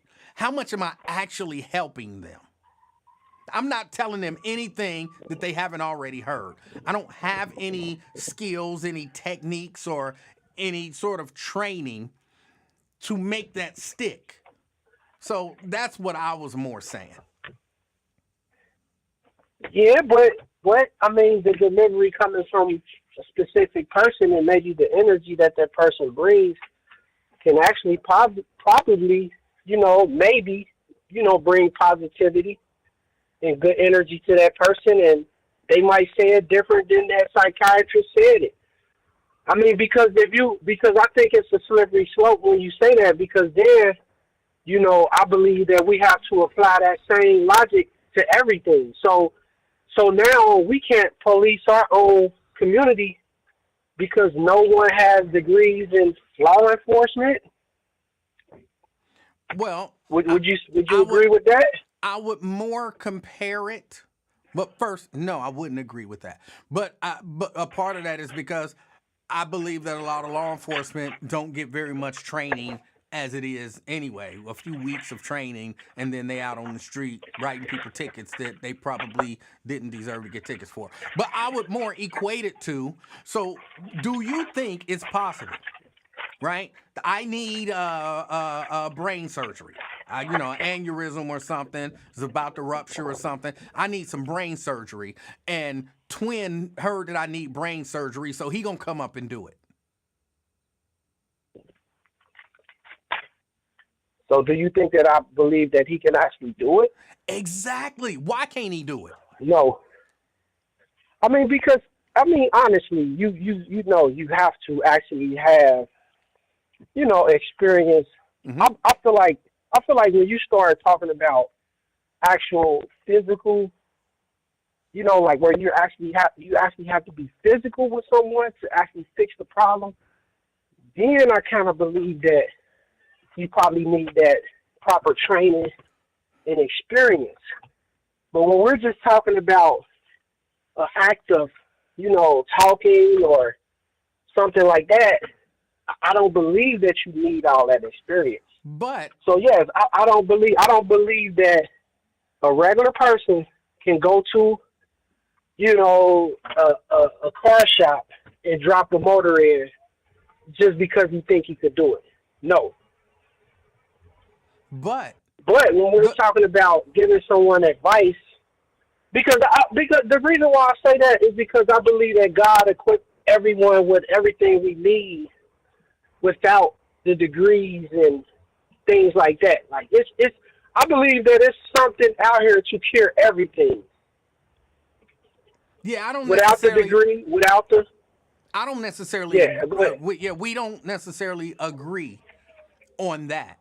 But the We don't fact agree on what? We don't agree on what? that there's something out here to cure everything, I don't necessarily agree with So that. you don't believe that it's something natural that God has prepared this world for everything that's came to pass to man that No, can actually be cured no, through I don't. nature. I do not.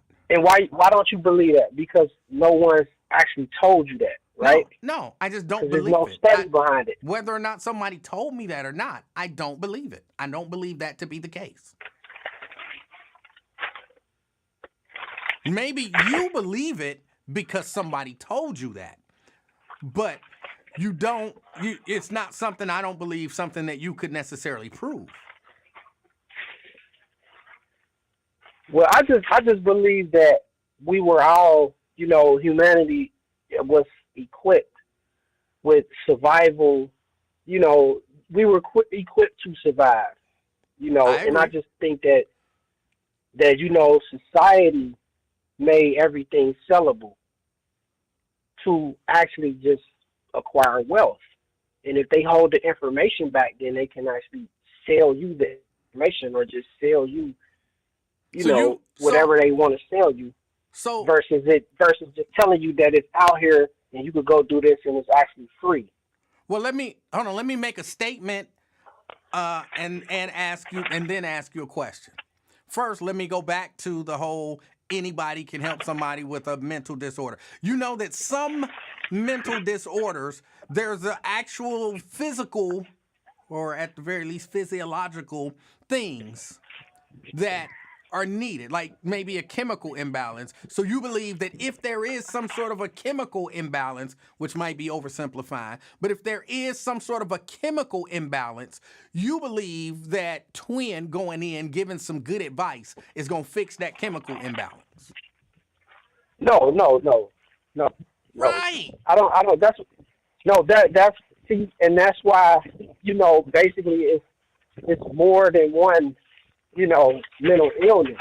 Like if we just talking about a person that's going through depression without the chemical imbalance, I believe that anyone can probably talk to that person. I mean, it could be a coach that can talk to that person.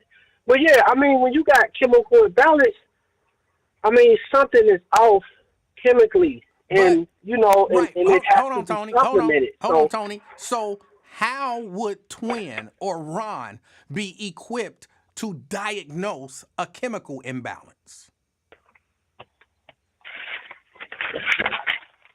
I don't know if they was already told that they had a chemical imbalance, I think it'd be different. But I mean, I would just have to know that. Now to my second question. So you believe there is something in nature created that you can give to, let's say, someone who likes to sexually assault children that can cure that? You believe that? I don't know about that. I mean, I'm said, not hold gonna on, reach that wait, far. you said for So would you? everything that ails man, there is some natural But that, something to cure it, but right? that might be just a choice. I mean, we were all given free choice. So to just say that there's something out here that can cure free choice, freedom of choice, that's what you're actually asking me when someone's making a choice. Because I mean, we got the choice to do anything that we want to do. So I just can't place a mental illness over choices. I mean, people make choices to do bad things every day. So you believe And I that's just think just a it's a choice? scapegoat to just always say mental illness. What? So you believe that that's just a choice? I believe some of it is choice. Yes, I What believe about some the things part? that people do. You said some of it. You What know, about the of ones a, that is not choice? you say what now? What about you said No, you I believe believe. some of it is choice? No, actually, no. I mean, when I say some of it, I'm referring to the bad things that people do. But what I'm saying is like I just believe that you have a choice to make. You can make whatever choice you make because there's people that have made bad choices that somebody with two people made the same choice. One made it and he was mentally ill and the other one was not mentally ill. And one they said it was because mental illness and the other one they said it was by choice. Okay. So people making the same choices and they just claiming it to be something different. That's what I'm saying. All right. Look, we disagree on the whole. It's something out there to cure everything. We just disagree Well, with that. when I said that, I was speaking specific to like diseases or anything. Like I said, I mean I wasn't necessarily just saying this in particular, but but I do believe that I do believe that that it is things out here that that people can be cured from certain diseases and elements that we're just not privy to the information. Why would we I not? believe that God is that powerful. Why would we not be privy to that information? I mean, I believe that some people are privileged to it, but I don't. I just believe that when you put this in the middle of it, people they gonna hold back information. That's just what I believe. Okay. And they got the choice to do that. So, and that's kind of go back to what I'm saying. Like it's people that actually probably, that has the information, but they're making a choice to not give it to everyone because they can, I mean, it's like anything else. It's people that's making millions of dollars and they're not necessarily going to tell you how they're doing it. And that's just a choice. But the money is out here for everybody to get. Everybody can have this money. Everybody can have wealth. But it's certain people that's just not going to tell you how they're doing it. In specific. Well, let me then slightly agree with you because I do believe that there are some natural things out here that can cure stuff and people know about it and they don't necessarily share that with us. They sell it to us. So I do agree with that. I don't necessarily agree that there is necessarily some I'm going to call it magic, even though I know you're not calling it magic, you're calling it natural, that there's some anything that ails you, here's a herb that you can take and it would cure your brain cancer. Here's a herb that you can take and, it'll cure your heart disease and all of that kind of stuff. I don't necessarily agree with that. Okay. I mean, you're entitled to that. I mean, I believe the power of God has kind of gave us everything we need. Like I said before, I just believe that, man and greed has, taken over the mind and, and that's kind of the problem with society, just in my opinion. That's just my opinion. Okay. I agree with you. Prove, so, so that's just what I what I feel. So, All right. Going back to my original point, like I said, I do believe, somewhat of what CK said. Like, you don't a person doesn't necessarily have to have a title to, cure any element or be any help to something where they don't have the necessary or the politically correct qualifications to do it. I agree with you. All right, man. You take it easy, man. Thanks for taking my call. Tony, I'll call back. Thank you for calling. All right, no problem. All right. That was Tony.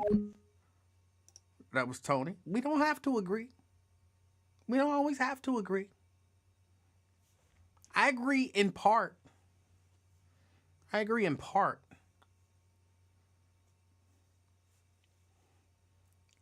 Certain stuff you can't. Like, Twin walking up in there talking about, I'm going to keep it gangster.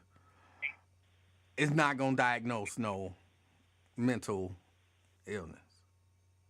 It's just not. And he going to be in there fussing about the Livingston brothers, which I hate.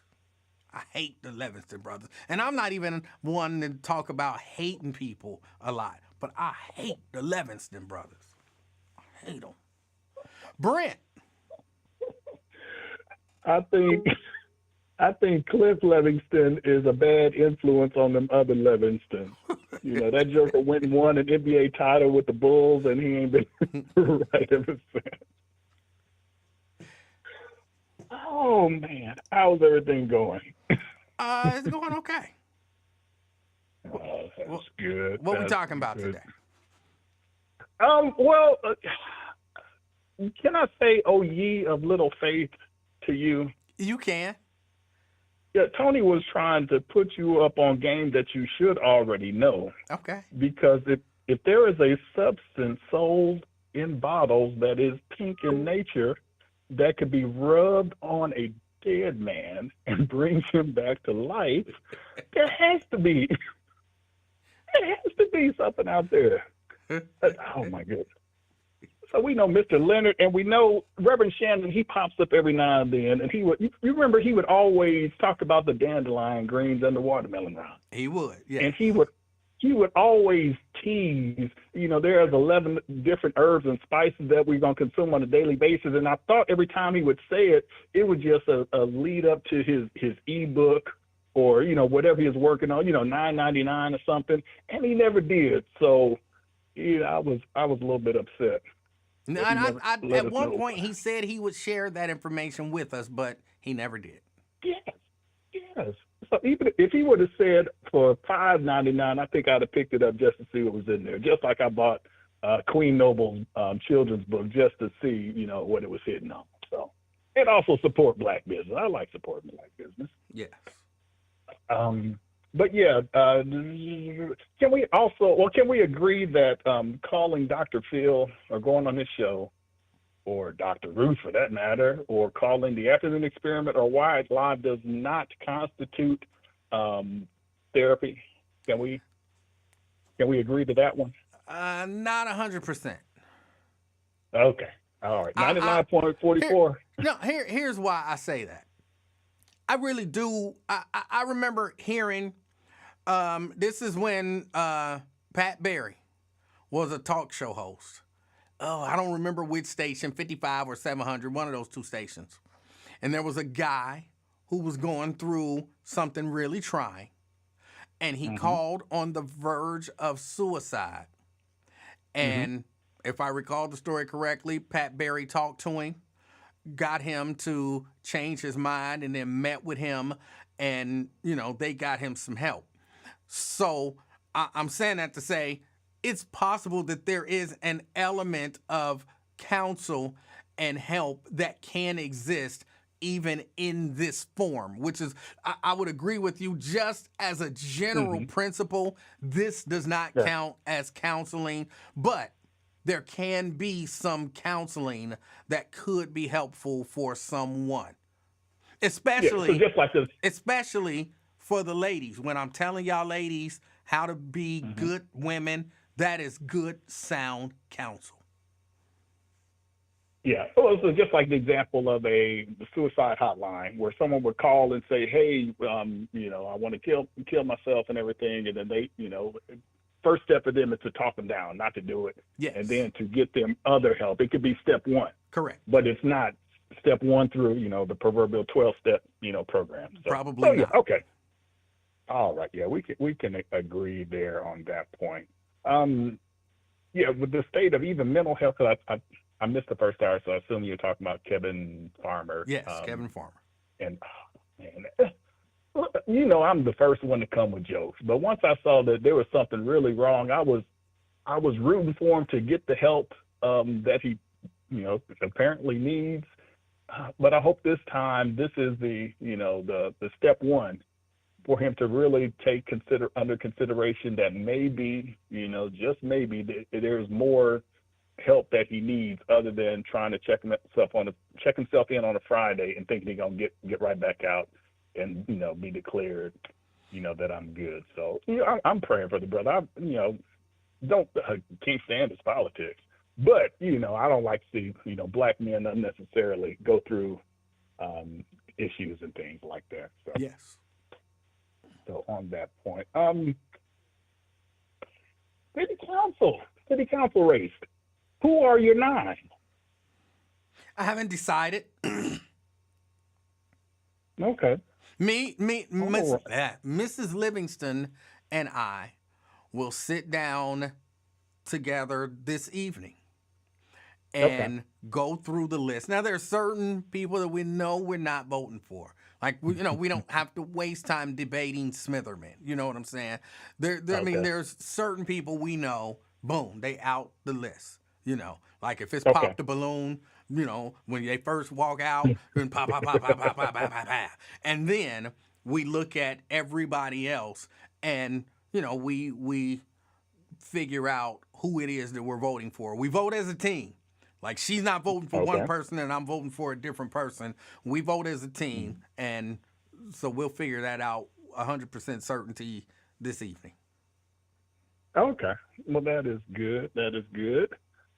So now, if you decide to come up with that 9 and want to enter in to the city council contest on the Facebook page, first prize is one of Tanika's classic pound cakes, not the thicker than a Snicker pound cake, but one of the classic ones. So, it's open to everyone. You don't have to live in Cincinnati. You can live in, you could be John from Florida. If he's a part of the Facebook group, hey, it's open to everyone from that standpoint. So, free of charge at my cost. I've already talked to Tanika and got that cleared up. Right. So she's down. I'm down. If nothing else, if it helps, have people actually think about the candidates that they think will win and, get them civically engaged from a distance, so be it. I'll charge it to the game. What's the deadline for people to participate? 11:59 p.m. tonight is the deadline. Okay. So you have to make up your mind, call your bookie. Well, no, don't call your bookie. Please don't call your bookie. But but yeah, to get your picks together and, be something fun that I just came up with. And, you helped me get through some other folks there in the Cincinnati area. So just trying to do something fun to engage people civically. Okay. And one last thing, just briefly, on the wrestling report. Yes. We now have a new women's, I don't know which title it is, the WWE Women's World Champion, the SmackDown title, we'll call it. Yeah. Jade Cargill. Black lady. So yeah. So she's still rocking the silver hair, and I'm glad she turned because we talked about it before for all the reasons. So it's time.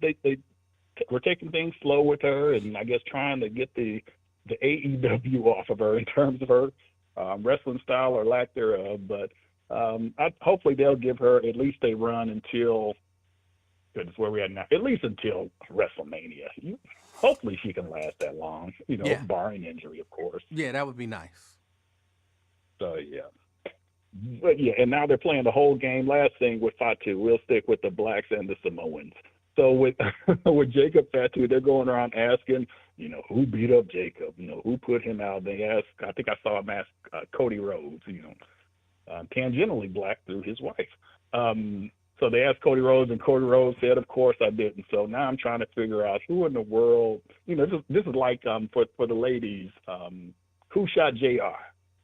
So who beat up Jacob Fatu is the ongoing mystery, and we'll see if they drop any hints to make it worthwhile, or is it going to be Hornswoggle? I don't know what they'll wind up doing with that. But but man, get you some Cum-C lotion and rub it on what ails you, and you'll be all right. You'll be all right. We need some testimonials. Yeah, of Cum-C lotion. Well, I'm cool on the Cum-C lotion. I'm cool on that. But hold on, let me tell you this. Yes. The way that me and Mrs. Livingston are going to do this evening, as we go through and as we pick these candidates, no matter how many we vote for, I have the final say. So if we are back and forth on a candidate, we put that candidate to the side, and then once we say these 10 are the best 10, and we can't decide, and she's like, well, I think it should be these 9, and I'm like, no, it should be these 9. I, as the man of the house, get the final say. Okay. Yeah. Oh, well, that's cool. And have you? I'll phrase it in this way: if you decide that there are 9 candidates that the two of you deem worthy of being on city council, will you vote for all 9? Absolutely. That's the agreement. Okay. Yeah. All right. Yeah, because I know in the past it's been like, people have advocated for don't vote for 9 if you don't.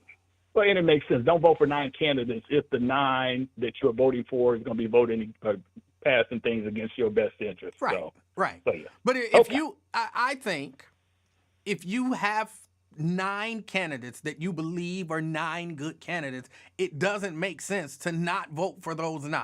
It just doesn't make sense. Yes. Now, if you only have 5 that you believe are good, then it don't make sense to vote for an additional 4 just to fill up that ballot. You vote for the people that you believe are the best people for the job that will represent you and, like you said, do things in your best interest. Okay. Yeah. All right. Yeah, it makes sense. Sound principles. So yeah. But all right. Well, you take it easy and City 11. All right. 1923 to you. All right. That was Brent.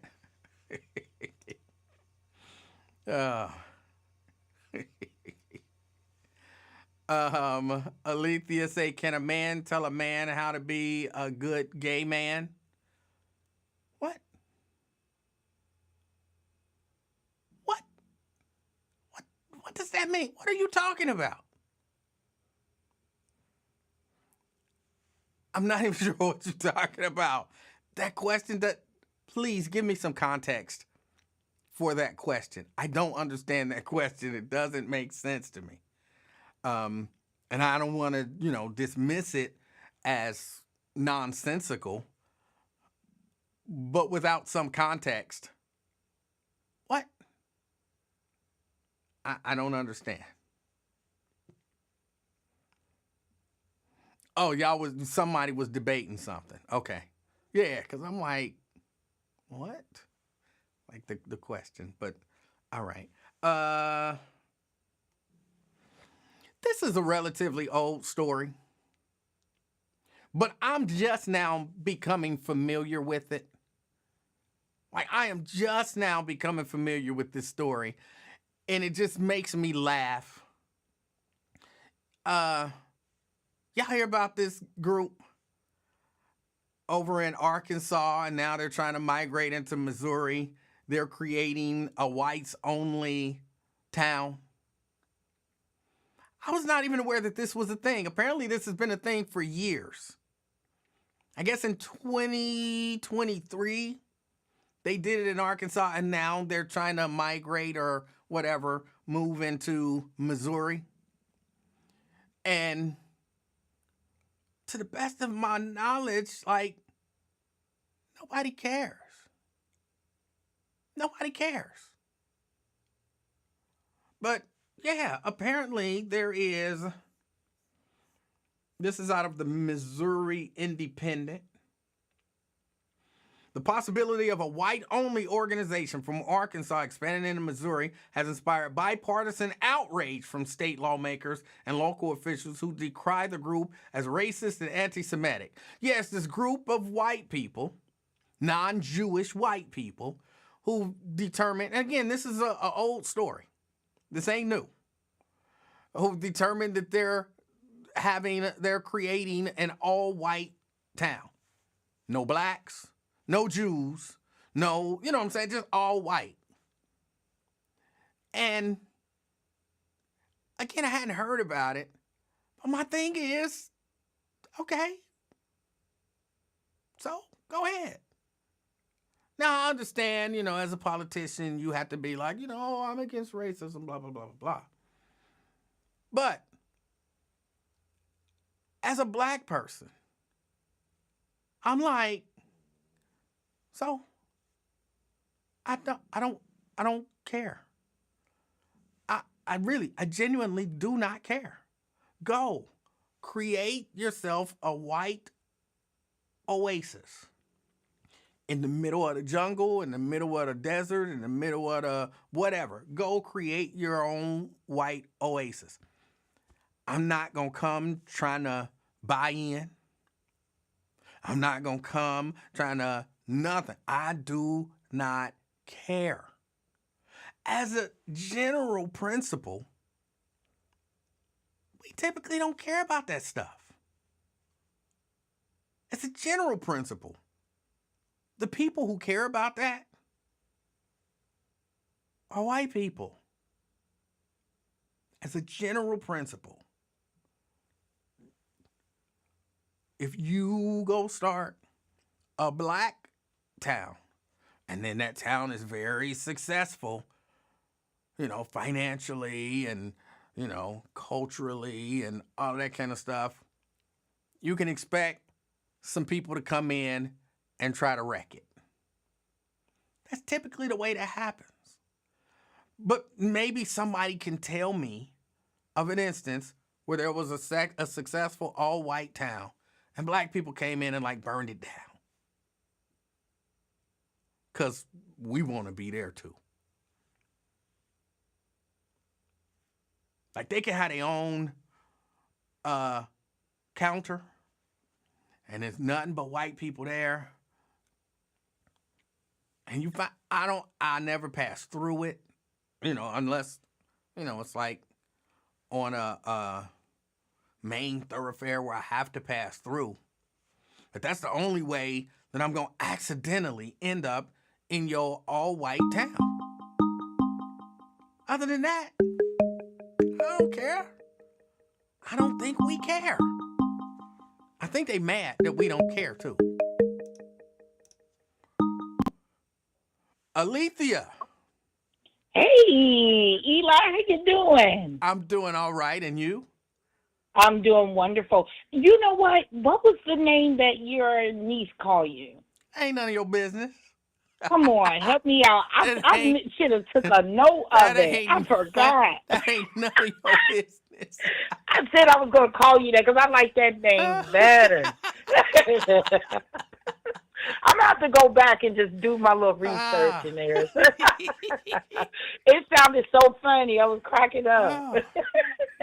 Listen, I'm sorry. I know that sounded a little off, but you the one that created this debate. You said you were trying to tell a woman how to be a good woman. And I commented back, it was just a statement you just made. And I was like, you cannot tell a woman how to be a good woman. Oh, of course you can. Of course you can. And, of course you were going to say that, right? So your people went in and commented, but a woman can tell a man how to be a good man. I said, no, they can tell them how to be a good man for them personally, but they can't teach them how to be a good man. And then I said, a man knows everything except for how to tell a man how to be a good gay man. And now everybody back up is talking about paws, pineapples, Diddy. So how can you tell a woman how to be a good woman, but you can't tell a man how to be a good gay man? Well, first, they're different. I mean, unless you believe that a woman is the exact same as a gay man, is that where you going? Women are no different than gay men? Don't put this on me. I'm asking you a question. Well, no, but I have to ask this because if you believe that a woman is I'm just calling him a gay man. I'm just saying a gay man. I'm not saying he's equivalent, less than, more than. I'm just saying purely a gay man. How can a man tell a woman how to be a good woman, but he can't tell a man how to be a good gay man? I'll explain. Because a man typically knows, because there's a general, sure, every man is different, so he has his own little quirks and idiosyncrasies and all of that kind of stuff. So I can't tell you how to be the perfect woman for all men, because I don't believe that exists. But as a man, I can tell you in general what men want, what men like, and what men believe is a good woman.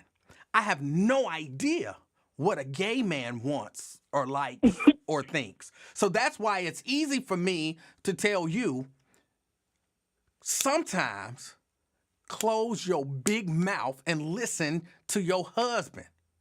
Whereas I don't know if gay dudes might like a lot of, back talk from their gay man. You know what I'm saying? But I can tell you that in general, men don't like no whole lot of back talk. So you can't speak for every man. That's why I was just making a point. Again, you can't speak that's why I said in general. Would you say that the majority of men don't like a smart mouth back talking woman? I can say I know a lot of men that is attracted to a mouthy woman. To a what? A mouthy. I call them mouthy women. No, they not. Yeah, but some are. But anyway, you're still saying, in general, you're trying to build this woman. Hold on. Wait, but let me just clarify that. Because some of y'all women going to hear that and be mistaken and think, Alethea sound like she know what she talking about. I'm going to talk a lot of shit to my man. Look, don't be listening to Alethea talking about, but don't you like this? No, he don't like that. Go ahead. Okay. Some men do like and is attracted to mouthy women. But to what you said, you may be building, when you say you can tell a woman how to be a good woman, you're saying generally to just your population of what you call general. There's population of men. Except for the gay ones. But there's Again, other groups, I don't know right? what the gay ones like. So, except for the gay ones, I don't know what they like. But in general, men don't want no smart, talking, lippy woman. I don't know if I can agree with that, but I can say there is like men that don't like mouthy women. They like more submissive women. I do know that, but I know that they're not the only type women that men like. In general, so that's all. I didn't want to go too far in it. I know, but I'm telling you, in general, you trying to lead these women astray. In general, yes, you are. No. In general, you're trying to make it about the good woman. I'm trying to make it about a man knows everything in the world until it comes to how to be a good gay man. Because we're not gay men. I bet you a gay man can tell a gay man how to be a good gay man. I mean, but don't you know what it is to be a good man? Why would a gay man be different You get what I mean? Like, Because why? I'm not because trying to say no, I'm that these men are all gay, right. but wouldn't you know? Let me answer the question. Okay, Do I okay. know what it means to be a good man? I have a general idea. So then, why is that different than being a good gay man? Because being a heterosexual man is different than being a homosexual man. So they're gonna be different. But you're also different than a woman. So you Right. can't tell. But Eventually, you really can't tell a woman how to be a good woman. n- You can tell her how to be a good woman for you, like if you no, were no, customizing a no, woman. no. You're off base on this one, Alethea. I'm trying to explain to you that as I'm listening. men, most men, especially men who have communications with other men about relationship type stuff, most men understand what men like in a woman in general.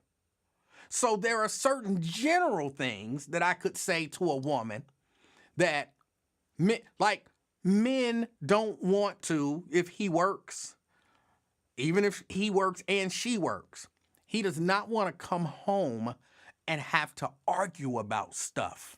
He don't want tension in his home, so don't bring tension to that man when he come in the door. Now, are there some men who come home thinking, oh, I hope when I get home she got something ready to argue about?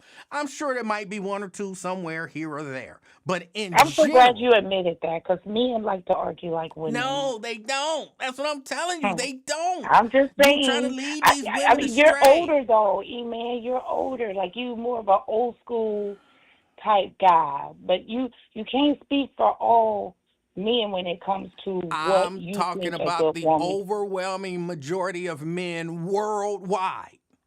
Well, you should be able to say in confident. I mean, very confident. I'm not calling you gay. I would never call any man gay if they're not gay. You should be confident enough to say, "Oh, to be a good gay man, this is what you need to do," because But you know what it takes to be a man. They're still a no, man. They're not a woman. no. That's totally different. That to me, that's like saying you know what it takes to be a hairdresser because you're a hairdresser. Then you should know what it takes to be a good mechanic. It doesn't make sense. They're different. You don't That's deal with the a same woman is stuff. different. Right. I Are you deal with understanding where I'm women. coming from? Like, No, okay, you're my not making sense. because you keep wanting to make it about mouthy women, right? And I No, get your point. I'm not. You're dealing with a little general, a little very No. small Hold population. on, Alethea. Because some men like a little feistiness to their women. I'm just being totally honest with you. Alethea. But what I'm saying is, why is it so easy for uh, men to say, I could tell you how 'cause to we be a good woman to a woman, but they won't say, I could tell you how to be a good man to a gay man. You get what I'm because saying? Alethea, I don't understand how you don't understand this. I don't, because we're As not talking about let me explain it. sexuality. Let me We're still explain talking it about a one more man. time. Let me explain it one more time. Okay. As a man, a heterosexual man, I don't know what a gay man likes or dislikes. So it would be You don't difficult. think question, do you think he would like another mouthy man? I have no idea. You said most men don't like mouthy women. Right. So wouldn't that be true? Because I a man. don't know because I'm not a gay man and I'm not attracted to gay men, so I don't have a lot of conversations with gay men about what it is that they want in their But gay you're not man. a woman. You're not a woman Right, either. but I deal with women. I deal with men who deal with women. And we have conversations about what it is that we like and don't like about women. So it's easy for me, with the knowledge that I've attained, to tell a woman that this is what a man likes. But and with because all I've not attained your any knowledge gay knowledge. and all your years of wisdom, all your conversations, and I'm talking about real conversations, you never had a conversation about a gay man? I've never. Like you're I don't. uncomfortable to have a conversation, or Look, you just I don't think I have avoid it? ever had a conversation with a gay man about what he looks for in another gay man. Ever. Well, I've you never need to done. start doing that. No, I'm cool. I'm cool. I'm cool. They ain't got nothing against gay men. You like what you like, and amongst yourselves, y'all determine what works for y'all. But I'm cool on that. What do you? I mean, you. Not that I'm cool. You hit me with I'm cool. I get it. I understand. But I'm just feeling like if y'all are that secure with yourself, you should be okay with a conversation of just asking somebody. I don't want you to. know, I don't want to have why that y'all so conversation. comfortable worried about a good woman? What you like in a woman, and what do you like in a woman? All this come up. You ain't never had a conversation. All these gay men out here, you never had a conversation, even with a man that's DL, like a man and a woman that's bisexual. You never ran into all these years. Look, let me tell you this. I've moved in the gospel music industry for That's where they at. for Sorry. 25 years now, okay? And hear me when I tell you, I've met a lot of gay dudes. I've heard a lot of gay dudes have a lot of different conversations, some appropriate, some inappropriate, and I've never let any of that information absorb because I'm not in any way, shape, or form interested in what it is that they're looking for. I just know they're not looking for what I'm looking for. Some of my best So you're friends are gay. I'm avoiding gay telling you, I've men. had So gay I men. just I I've know had I know gay where you're dudes at now. over my house I for know where dinner. you're at. Always wondered why I didn't see gay people in your chat and stuff. So I know the truth now. Thank you for telling me that. I've had gay dudes over my house for dinner. You know what I'm saying? My ex-wife had some really good gay friends. Okay. And never once did I entertain a conversation with them like, what are you looking for in a gay man? What type of relationship or guy that they're looking for? Never. So none of them never been really single or in a relationship where they can tell you what they like. So I'm just going to be fair about this and just say you really can't tell a woman how to be a good woman because you're still asking men. That's not true. So I'm just saying you're asking men. So when you get in a conversation or get into a room with women, then you'll know what a good woman is. Just like women can say, you know, in general, we like this in a man. You know, we like a man that's, you know, a leader or a take charge type of guy or, you know, strong or whatever. We don't like, you know, if I say something, you know, like if I criticize something you do and you start crying, as women, we don't like that. You know, just like you could do that, and that would be reasonable. So if some dude coming and asking you like, you know, and you work at a salon or something, so I know y'all be talking about men, so you have a good idea of some qualities that women look for. So a man could come to you and say, what are some qualities that women like in men? And you'd be able to give him some sound advice. I could build a good man by what other women are saying. That wouldn't quality, that's what they're asking for. I'm just saying I can't build a good, say, oh yeah, I can show you how to be a good man. I can't do it. I'm not a man. I can almost guarantee that over all of your years of yakety yak in the shop, that there are a certain set of skills that come up, or not skills, but qualities that come up over and over and over, kind of across the board. Like you might have an outlier here. Like you might have some chick like, no, I love it when my man come home and say he had a bad day and he start crying because the boss yelled at him. You might find one of, you know, some outlier, but in general, the women gonna be like, if my man come home and say the boss yelled at him and he crying, hell no, I don't like that. You're going to have some general idea of what women across the board like, accepting that there are some outliers. I don't know, because a lot of women want more sensitivity because the men are so aggressive. That's why I say I can't say. I can just tell you what I like to consider him a good man. I can't speak for other women. It's pretty much my point. Well, you know, then that might be a part of y'all problem. You as a man can't tell a woman, this is how you be a good woman. That might be a part of y'all problem. Maybe y'all need to get together and come to some sort of Not consensus. Y'all. Yes, so y'all can come to some sort of consensus. I'm just saying, like, But I think y'all should invest your time in more telling men how to be good men and let the women worry about the women. I'm saying the man, whether he's gay or straight, y'all should spend more time talking about how to improve yourself and how to be a man I think versus I telling think a you woman have how to be a proven, woman. I think you've proven in this phone call that we can't let women be the ones teaching women what men like.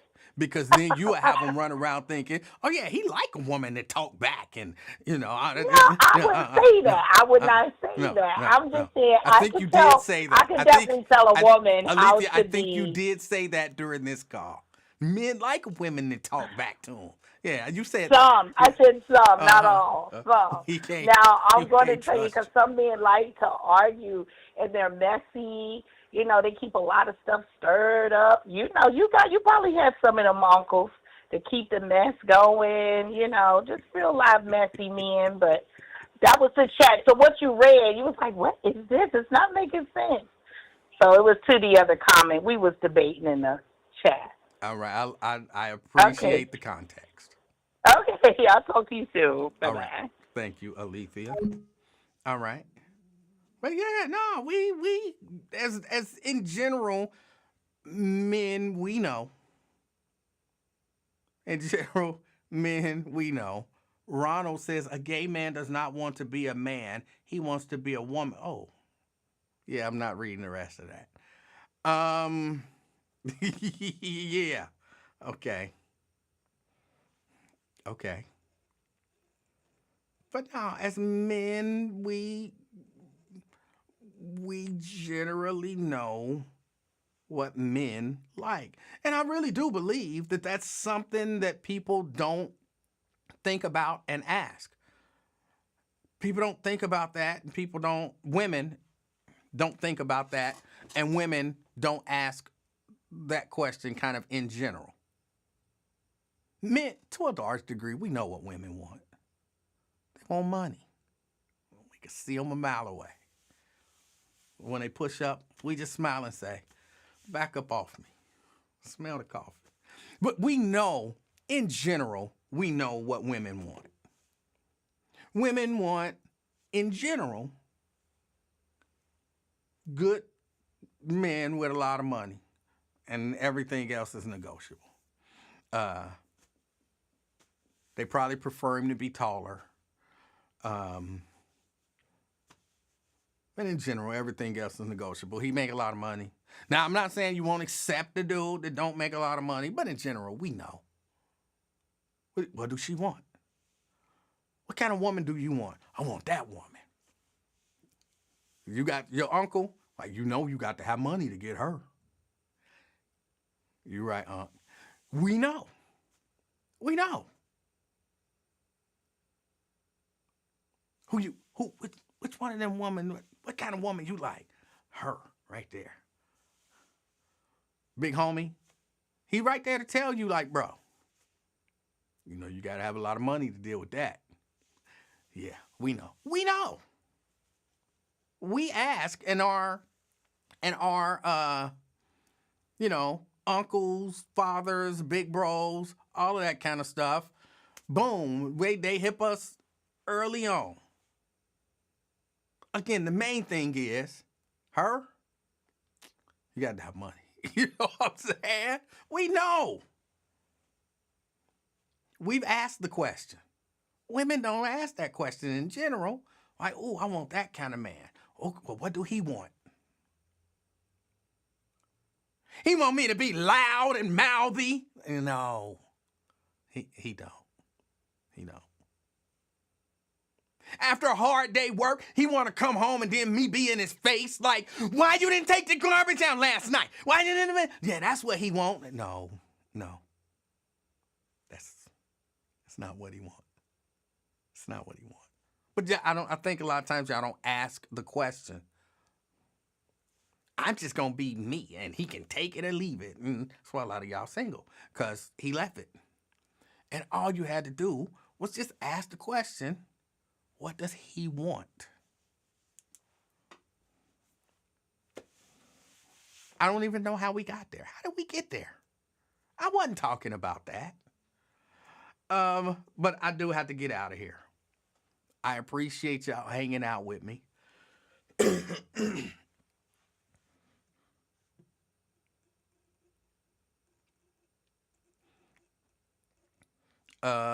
T. Mikey G say women want a good man with a lot of money. Well, it's time for me to go. Oh. Brent says short man standing on his wallet looks like Wimby. Right. We know this, ladies. We know this. Because we've asked the question. Linda says, so how did we get on this conversation? I have no idea. I have absolutely no idea how we got here. Absolutely no idea. I just be trying to help. All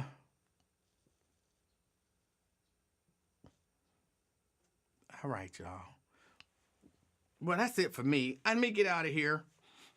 I smell some food cooking, and I haven't eaten today, so I'm getting ready to go eat. That's another plus. A woman who would cook. Ain't got to cook every day. Ain't got to cook every day. Ever so often, you say, baby, I know you love chili. Guess what I made? A big pot of chili. He happy, baby, I know you love meatloaf. Guess what I made?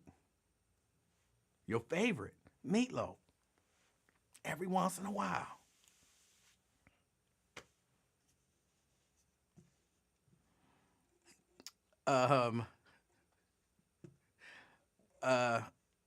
Twin. Talking about your gay friend coming over. Look, I'm not ashamed of the fact that I know some gay people. And that when you know, we used to have dinner parties. I haven't had a dinner party in a long time. When we used to have dinner parties or have people over, it might be some gay people. I'm not going to be like, oh, you gay. You can't come to my house. Like, that don't even make sense to me. We not going to be doing it.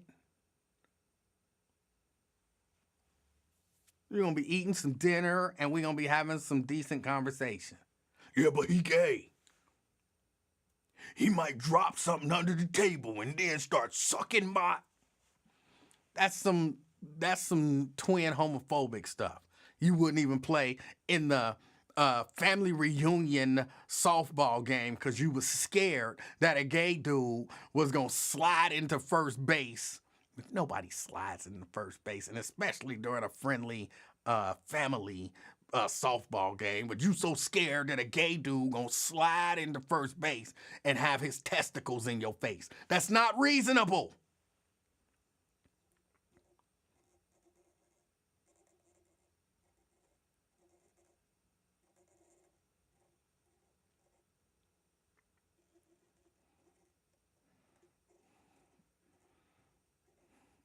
For real, that was what he said his fear was. That is not a reasonable fear. What if, honey, you got a gay dude coming to the dinner party? Like, yeah, and what if he drops some food under the table and then starts sucking my... That's not really a good chance of that happening. I think you feel it before he started. You would be able to cut that off.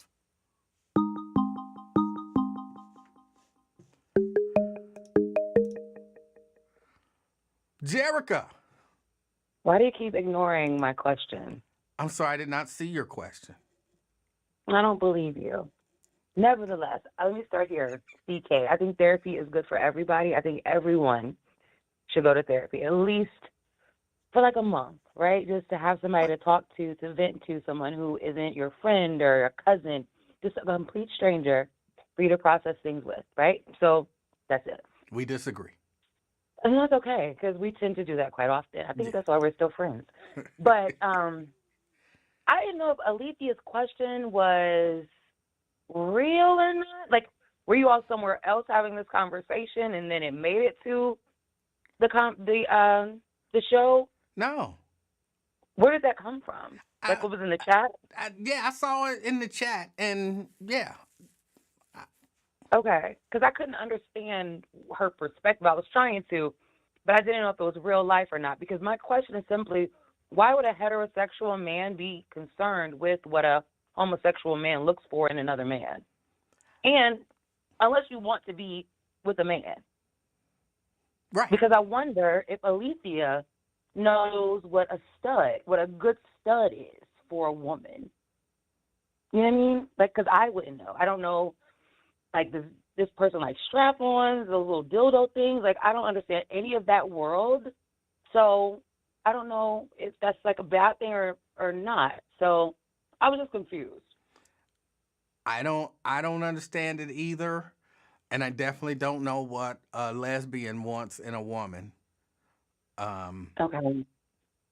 Yeah, I don't know. Okay, well, good. I just didn't want to be alone in that canoe. So, okay, that's all I wanted. All right. And don't go telling no secrets, okay? Huh? Don't go telling no secrets. I'm not certain what that means. You know, no? No. You said earlier on Wyatt's show that there were going to be some things that you're going to do. Oh, And no, some no, no, no, no, no, exposure. no. Not those. I have a whole lot of those secrets. I know what you're talking about now. I have a whole lot Okay. of those secrets. I'm a man of my word. And so Okay. if you tell me something in confidence 20 years ago, and then we fall out now, I don't tell what you told me 20 years ago. Okay. I gave my word that I wouldn't share that, so I won't share that. Now, I do have things that I could share, and some people will be shocked of the stuff that I know about them. But that's not what I'm talking about. I'm talking about other stuff. So, Okay. new I stuff. just wanted to check in. New stuff. Oh, new stuff. Okay. Yeah. All right. Well, okay. All right. Well, you be safe out there in those streets. All right, I'll do my best. All right. 42. All right. 19. Um, Aliti said, I didn't say sexually good. I said I can tell a woman how to be a good woman, whether stud or straight, but a man can't tell a gay man how to be a good man. Okay, I don't know. Scott said, you said you would not tell. Yeah, no. If you, again, I'm a man of my word. If you tell me something in confidence, that stays in confidence. Even if we fall out. Unless you try to, say me and Scott fall out. I'm only using Scott because his name popped up. But Scott told me some stuff 15 years ago. I ain't never telling nobody that stuff. Unless Scott start bringing that stuff up to try to, bolster his whatever. Then the truth might have to come out. Like, don't start lying about the stuff you took. Just don't bring it up. If you don't bring it up, I won't bring it up, and it'll never be brought up. But if you bring it up and you start lying about it, then I have to tell the truth. Because that's my whole thing. Truth. Tell the truth. I'll try to be an honest guy. So, yeah. No. Will not. Stuff told to me in confidence stays in confidence. And you can ask anybody. It will bust you out like, did Emanuel tell you about this? Like, no, he didn't tell me about that. So tell me about that. So it's usually not a good idea to do that. But yeah, no. Now, if you told me something not in confidence, I'm free to share that. But yeah, it ain't that. I got a plan. Don't worry about it. I got a plan.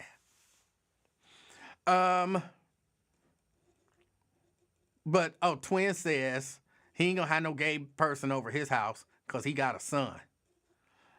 I'm not sure what you think. You think they gonna sneak and gayify your son? Hell no. Your gay ass not coming to my house. I have a little son. You think they gonna sneak and gay, like,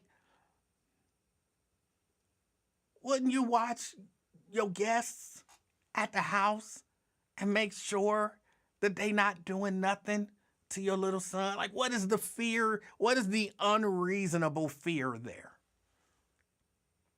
What's the unreasonable fear there? Baby, we having this party, when this couple, and Reggie gonna be there too. No, Reggie can't come over. Why Reggie can't come over? Because I got a son. Well, what do you think Reggie gonna do to your son?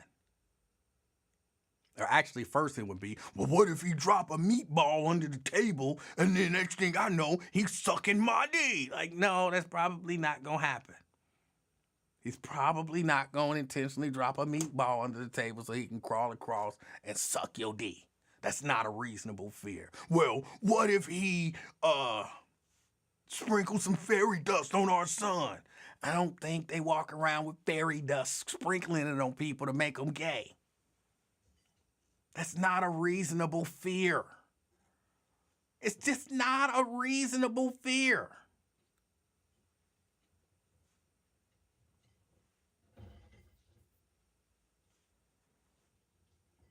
Sorry, it's just not.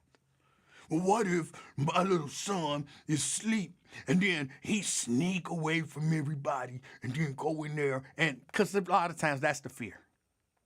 He gay, he gonna molest my son. You really, like, what about when one of the women sneak away and molest your son? But I'll be all right with that. No, you wouldn't. So that's why none of the guests go in and have a long time with your little son. Like, it's not a reasonable fear. It's not. It's just not a reasonable fear. Now, I'm not even trying to tell you to have gay people over your house. I'm not trying to tell you that. But, I'm just trying to understand, like, this major objection to it in that way.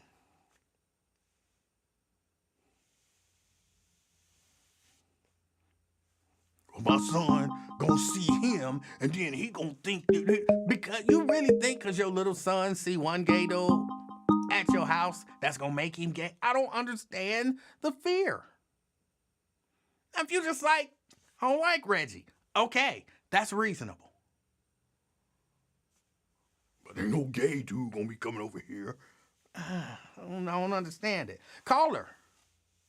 This is Casey. How are you today, Emanuel? This Casey? is Casey from Pine Bluff, Arkansas. Oh, hey, Casey. Well, thank you for calling. I am fantastic.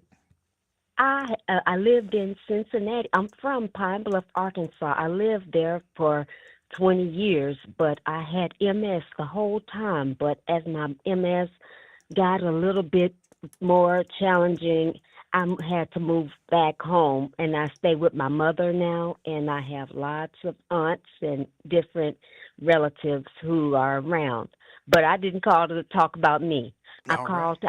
I heard you say that you were about to go. So Yes. quickly, the black people of Arkansas feel the exact same thing as the black people in all feel about that Cincinnati brawl. Nobody cares about that. When they're getting ready to go downtown and have a good time and have beer, they're still going. So the black people of Arkansas, and guess what else, Emanuel? What's that? They have already been begging Arkansas, this little town. They're going to build it. It was supposed to be a white nationalist type of group, and that's what white people do a lot of times. They tend to go up north, in the Ozark Mountains Yes. of Arkansas, up Yeah. there, and create their own little little community. But guess what? They've already been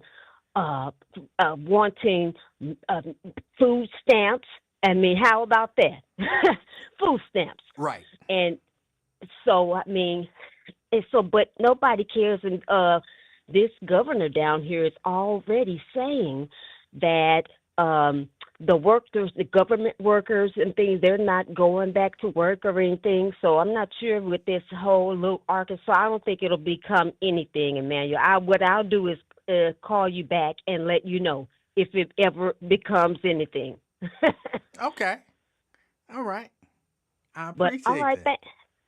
I'm glad I could get you up to date in Arkansas. All right. I'll call you back and let you know if anything ever comes of it. All right, Casey. All right, Emmanuel. Have a nice one. Thanks for a great show today. Thank you, and thank you for calling. All right, you're welcome. All Have right. a good one. All right. Bye. All right. That was Casey from Pine Bluff, Arkansas. You can't beat that. Ronald say, so cross dressers don't scare you, E-Man? They scare me. They look like clowns, and I don't like clowns. No, cross dressers don't scare me. They don't scare me. I don't understand it. I don't understand why a man would want to dress up like a woman. Because typically, that's what I think of when I think of cross dressers is men dressed up as women, not necessarily women dressed up as men. But no, why would they scare me? They just dudes dressed up. Like, don't get me wrong, I'm not hanging out with them or nothing, but scare me? No, not at all. Not at all. Just not afraid. I'm not afraid of straight men, straight women, gay men, gay women, cross-dressing men, cross-dressing women, if that's a thing. None of that kind of stuff. None of that scares me. That's not at all. Because why? What are they going to do to you? You think they're going to all, gather in a circle around you and kiss you so you got lipstick stains all over you? Like, what is these are unreasonable fears. These are unreasonable fears for grown men. These are unreasonable fears. As a little kid, maybe. Because little kids think, he looked funny. He looked funny. Maybe. But other than that, like at some point you grow up and you be like, they doing what they do. I don't agree with it. I don't like it, but it is what it is, and I'm going to go about my business. I don't understand. I understand not liking it. I understand not understanding it. I understand even not necessarily wanting to be around it in that way. But I don't understand. I'm scared. Ooh, I'm scared.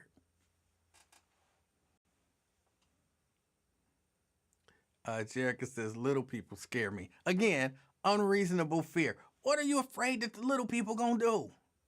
They little people. They just people, but they little. If anything, you should be scared of the big people. They're the people who, might do some bad stuff to you. Andre the Giant, like, oh my God, that's scary. Little, the dude from, I can't remember his name. I don't know why I can't remember his name. Oh, shoot. Y'all know who I'm thinking about. The little rapper. Why are you afraid of him? If anything, I'd be more scared of Twin than, just some random little person. No offense, Twin, but you know what I'm saying? You may or may not have killed people before. That's more frightening to me than a little person. Tanika says, cats scare me. Okay, animals is different. Because you never know what an animal gonna do. You never know what an animal gonna do. So that's understandable.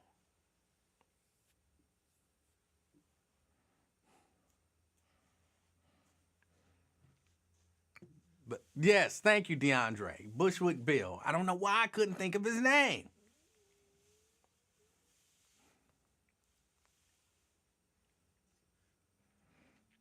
And then what if they big and S and can fight? Then you gotta, what? Oh, why would you have to fight them? Why? Again, that's an unreasonable fear. What is going on in your imagination that you got to fight a big cross-dresser? What is the scenario? Like, explain to me the scenario in your mind that creates an actual fear where at the end of this scenario, you are fighting and potentially having to kill some cross-dresser. What in the world? What is going on? What are you imagining happening? What are you imagining happening?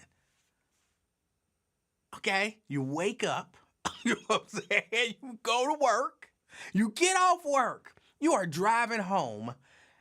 What scenario are you playing in your mind where you had to fight and potentially kill a cross-dresser? These sound, just the very thought of it sounds like it's an unreasonable fear.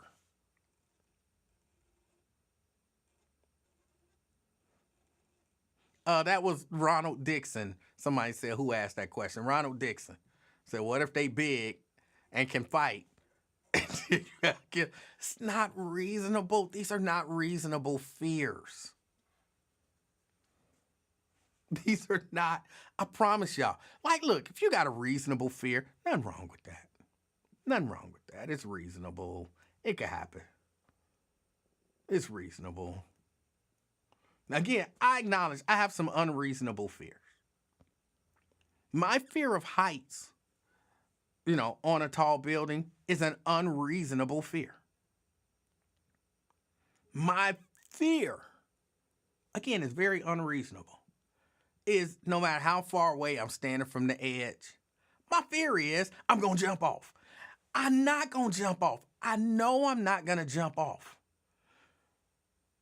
But that is my fear. It don't make sense. What scenario would create a situation where I'm just going to be like, hey, man, this is a good view. Like this, it's not reasonable. Which is why I still go to tall buildings. No matter how, and my heart be beat. Y'all don't understand. It's a real fear. My heart be beating. Like,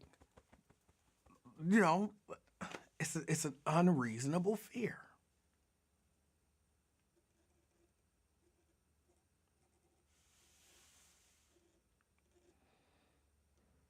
Sierra says this is an awful conversation. I think I'm trying to make it a slightly more healthy conversation because I'm trying to express to these people that their fears are not reasonable. And, kind of governing your life and judging people based on your unreasonable fears is usually not the best thing to do.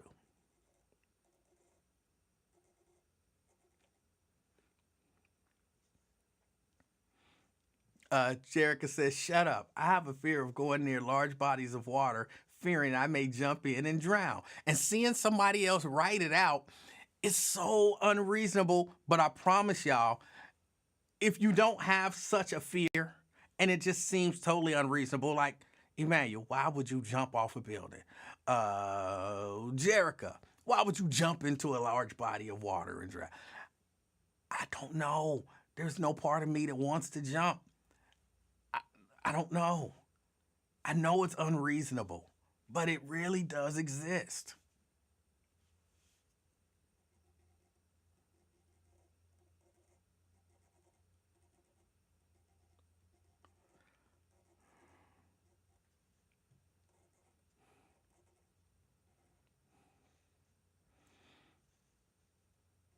Sammy says, I don't mess with rats or mice. That's reasonable. Wild animals are not like, raccoons, possums. I mean, look at them. They little sharp claws and sharp teeth. Like, no. And I've I've trapped some raccoons before. And when they in the trap, initially, they mean as hell. But, you did just trap them. And they be having that one little hand. It's like a whole hand reaching out. Like, mean ass. But after a while, you capture them and then you driving them to a secluded area. Mrs. Livingston has very kind eyes. And for her, they have to go to a nice wooded area far out. And then that's when you're allowed to let them go. She don't want to see nothing bad happen to the animals. And yeah, initially on the ride, like, why are you trying to get me? You in a cage, you can't get out. But eventually they calm down. And you look at them and they just look like a nice little calm animal. And when you let them go, they run away. But I wouldn't mess with one. I would not mess with one.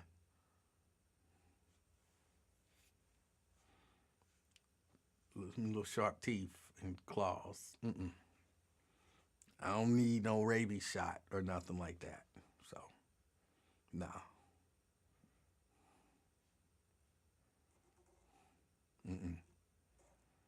Not me. LaDonna said, you mean to tell me you did that? Well, yeah, I try to honor her wishes, I try to honor her wishes and, she liked the animals. She liked animals. She's a kind-hearted person.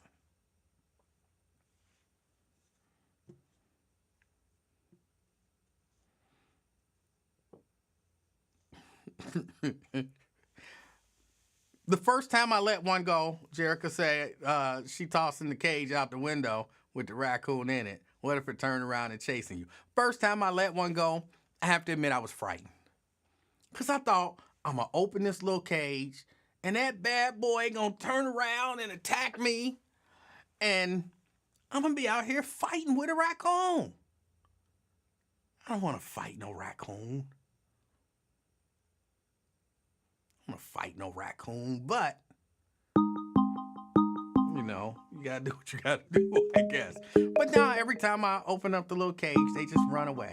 Because they really don't want to, have that interaction themselves.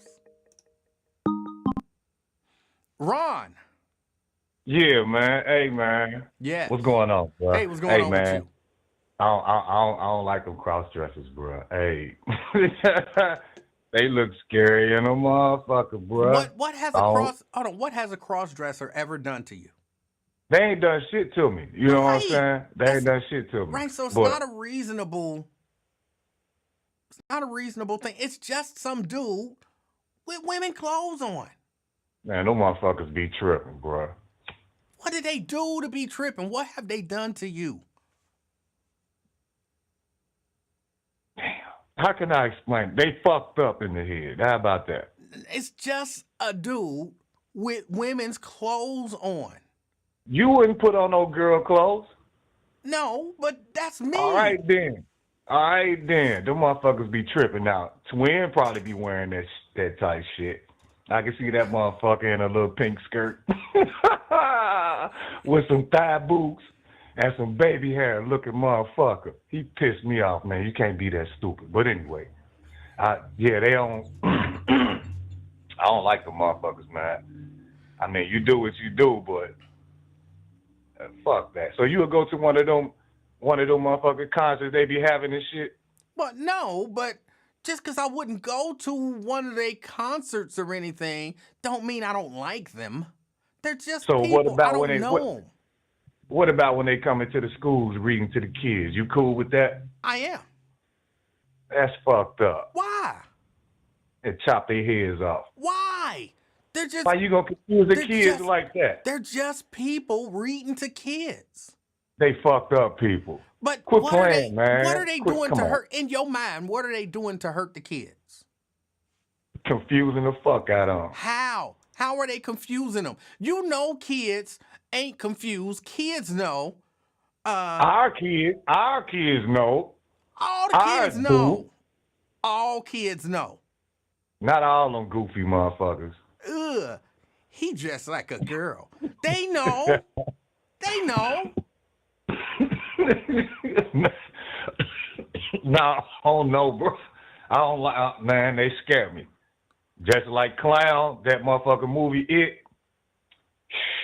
Wait, so your fear is that the cross dresser is gonna drag you into the sewer? I don't know. I ain't even finna give him the chance. See, that's Goddammit. not I ain't that is fucking with not a reasonable fear. it. Look, again, it's just some dude who put on women's clothes. They tripped. Again, you gonna wear your wife's satin panties? No, and why are you thinking All right. about my wife's drawers?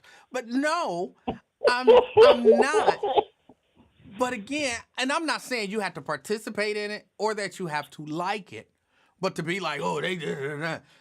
If they're not doing anything to hurt you or to hurt anybody else. Well, they hurt my eyes when I see them. How about that? My But you eyes see be some hurting. How ugly about chicks out there too. And Say so what do you now? you don't like them either? Oh, Ugly chicks. they cool. Right. So just look at them as some ugly chicks then. It's not. No, man. Come on, man. You got me raising my voice like twin and shit. Man. They're not hurting you. Or, I mean, if they're hurting somebody, then I'm cool with, I don't F with them, whatever. But if they're not hurting you and they're not hurting anybody, why be against them?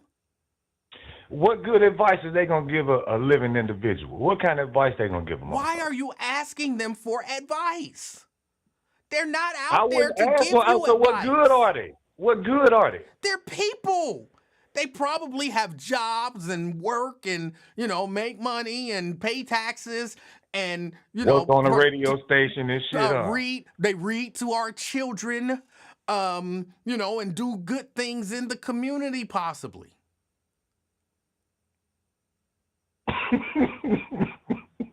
Okay. All right. I just, the motherfuckers scare me, and they look like fucking clowns, and I don't want to be around none of that. Well, I mean, again, I'm not saying invite them to your house. You know what I'm saying? I'm not saying that. But I don't understand. Hold on, somebody asked me, did you watch White Chicks? Yeah, I seen that stupid ass shit one time. Were you afraid? Was that like a horror movie to you? They look like some hoes. But were you afraid watching the movie?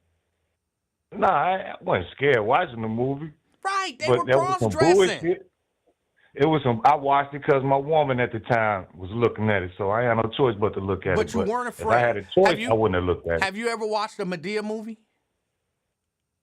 Yeah, I caught a couple of them stupid ass movies. Yeah. And were you afraid? What are you? I'm trying to wrap my head of what you're saying. You said that you're afraid of cross-dressing. If I was to see them and in their presence, if I like that little gay ass parade shit they had down there, I wouldn't be down there. If I was down there, I'd have probably had a panic attack and start throwing rocks and shit. That's not reasonable. Why? It's people walking down the street. Why would you just start throwing stuff at them? Why? Because they trying to come get me.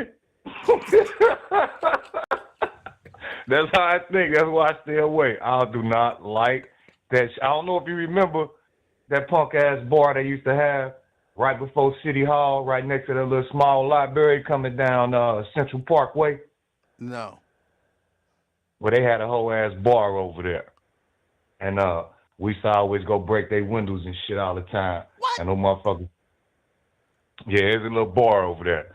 If you from down the way, you probably know. You cross through 48 There's a little library right there, and right Why would across the you street, they got break the. their windows? They not hurting you. Why would you That's hurt them? what we did, man. Why? That's what we did. Why? We just did. Why?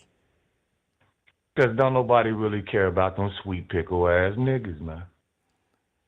So you hurt them because other people don't I don't care know if about they them. got hurt. I don't know. You know that they got hurt in terms of Don't throw that out financially there. Don't because throw they. that out there. How you know they were sitting next to the window? No, you don't have to be sitting next to a window. If I come bust out the window of your car, don't that hurt you financially?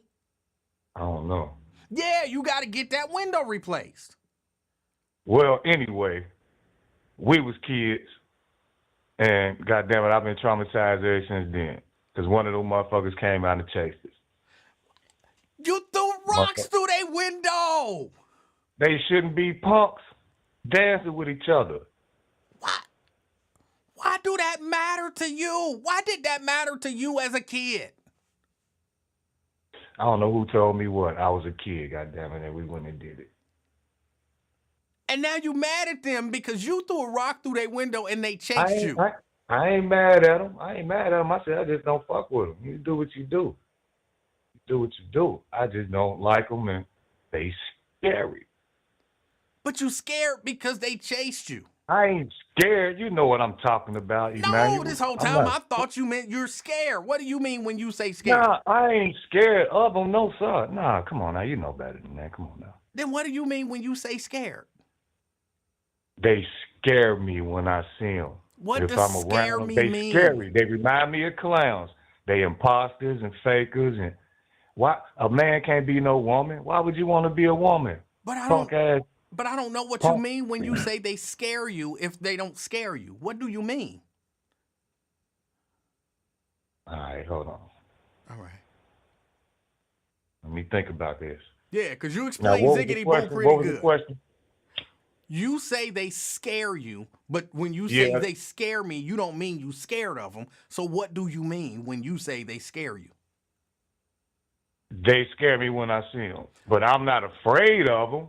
But they, you know what I'm saying? The way they look and all. I promise you, I don't. Well, this is the last time I'm gonna tell you. Go look it up.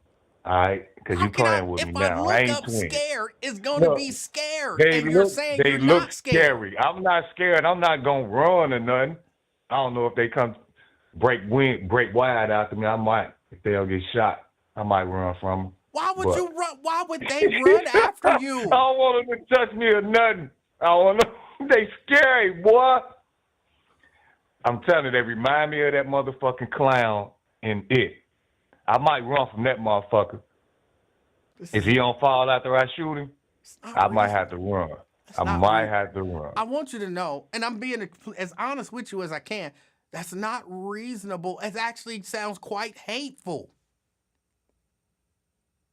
Well, you got to know a motherfucker to hate a motherfucker. No.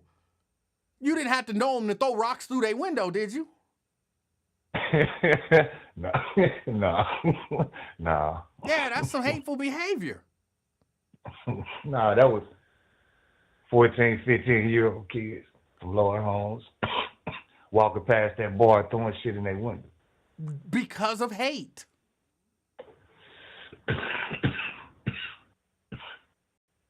No. All right. I ain't fucking with them, though. So you cool with them coming to your school, reading to your kids, to little baby? That's fine with me. What is the potential damage to little baby? They fuck her head up. I'm like, I know this a dude, but why he got all these on? This tight ass shoes, his feet coming up out of there, looking like, you know what I'm talking about. Right. She know it's a dude. She was saying. He in a dress. No, I'm He's telling supposed you. to look like a. Hold Go on. ahead. What little baby would say, I would pick her up, and I would say, "How was your day?" And she would say, "It was good." And I would say, "Well, what happened?" And she would say, "Grandfather, some men came and read books, but they was dressed up like girls. Why would they do that?" And I would explain to her, "I don't know. Some people is into some stuff that, I don't necessarily understand or agree with. But did they do Right. anything? But did they do anything bad? And she would say, no, they just read books. And I would say, did they read good? Did you like the stories? Yeah, I liked the story. One of them read real good. And I'll be like, all right. And that would be it. Like, she wouldn't spend the rest of her life being super messed up Well, behind that. my grandson would say that to me.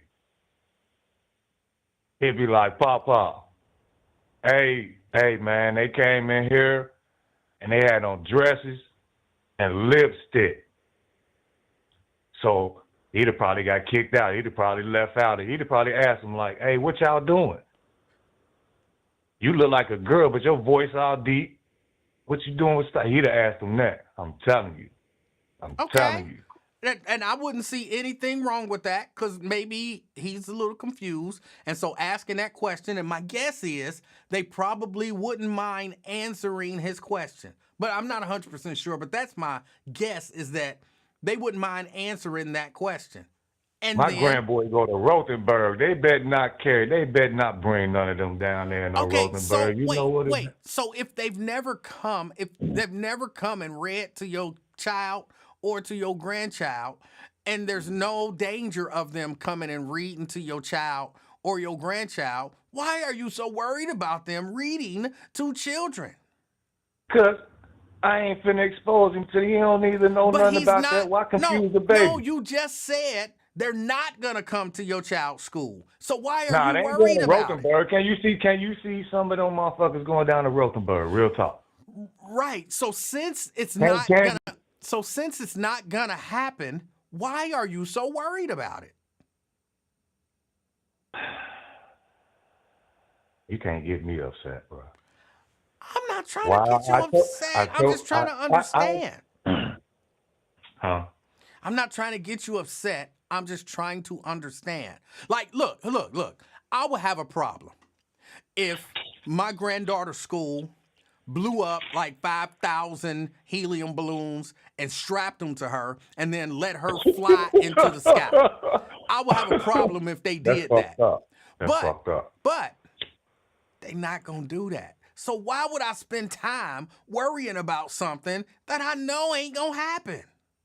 But we were just talking. We were just giving each other a scenario on something we were talking about.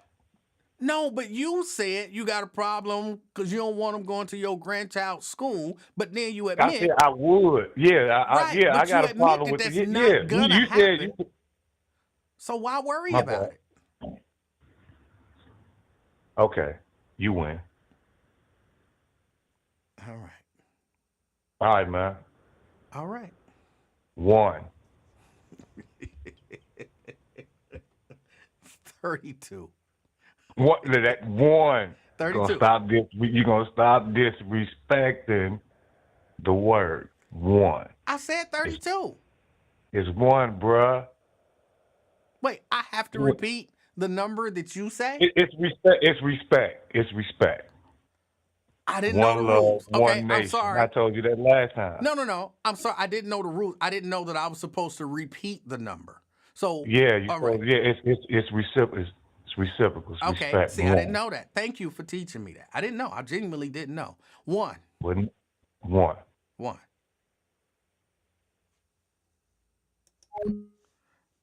All right. See, I learned at the end of that call. I learned something. When people shout out their random number, you're supposed to repeat it. I didn't know. I thought we shouting out random numbers. You say 1, I say 32. We good. We got 33.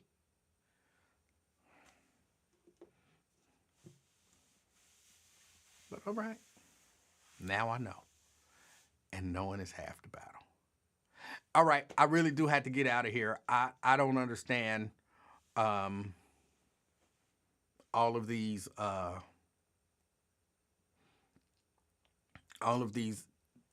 unreasonable fears, even though I have 1 or 2 myself. But maybe we can work through. All right, everybody, enjoy the rest of your evening. Have a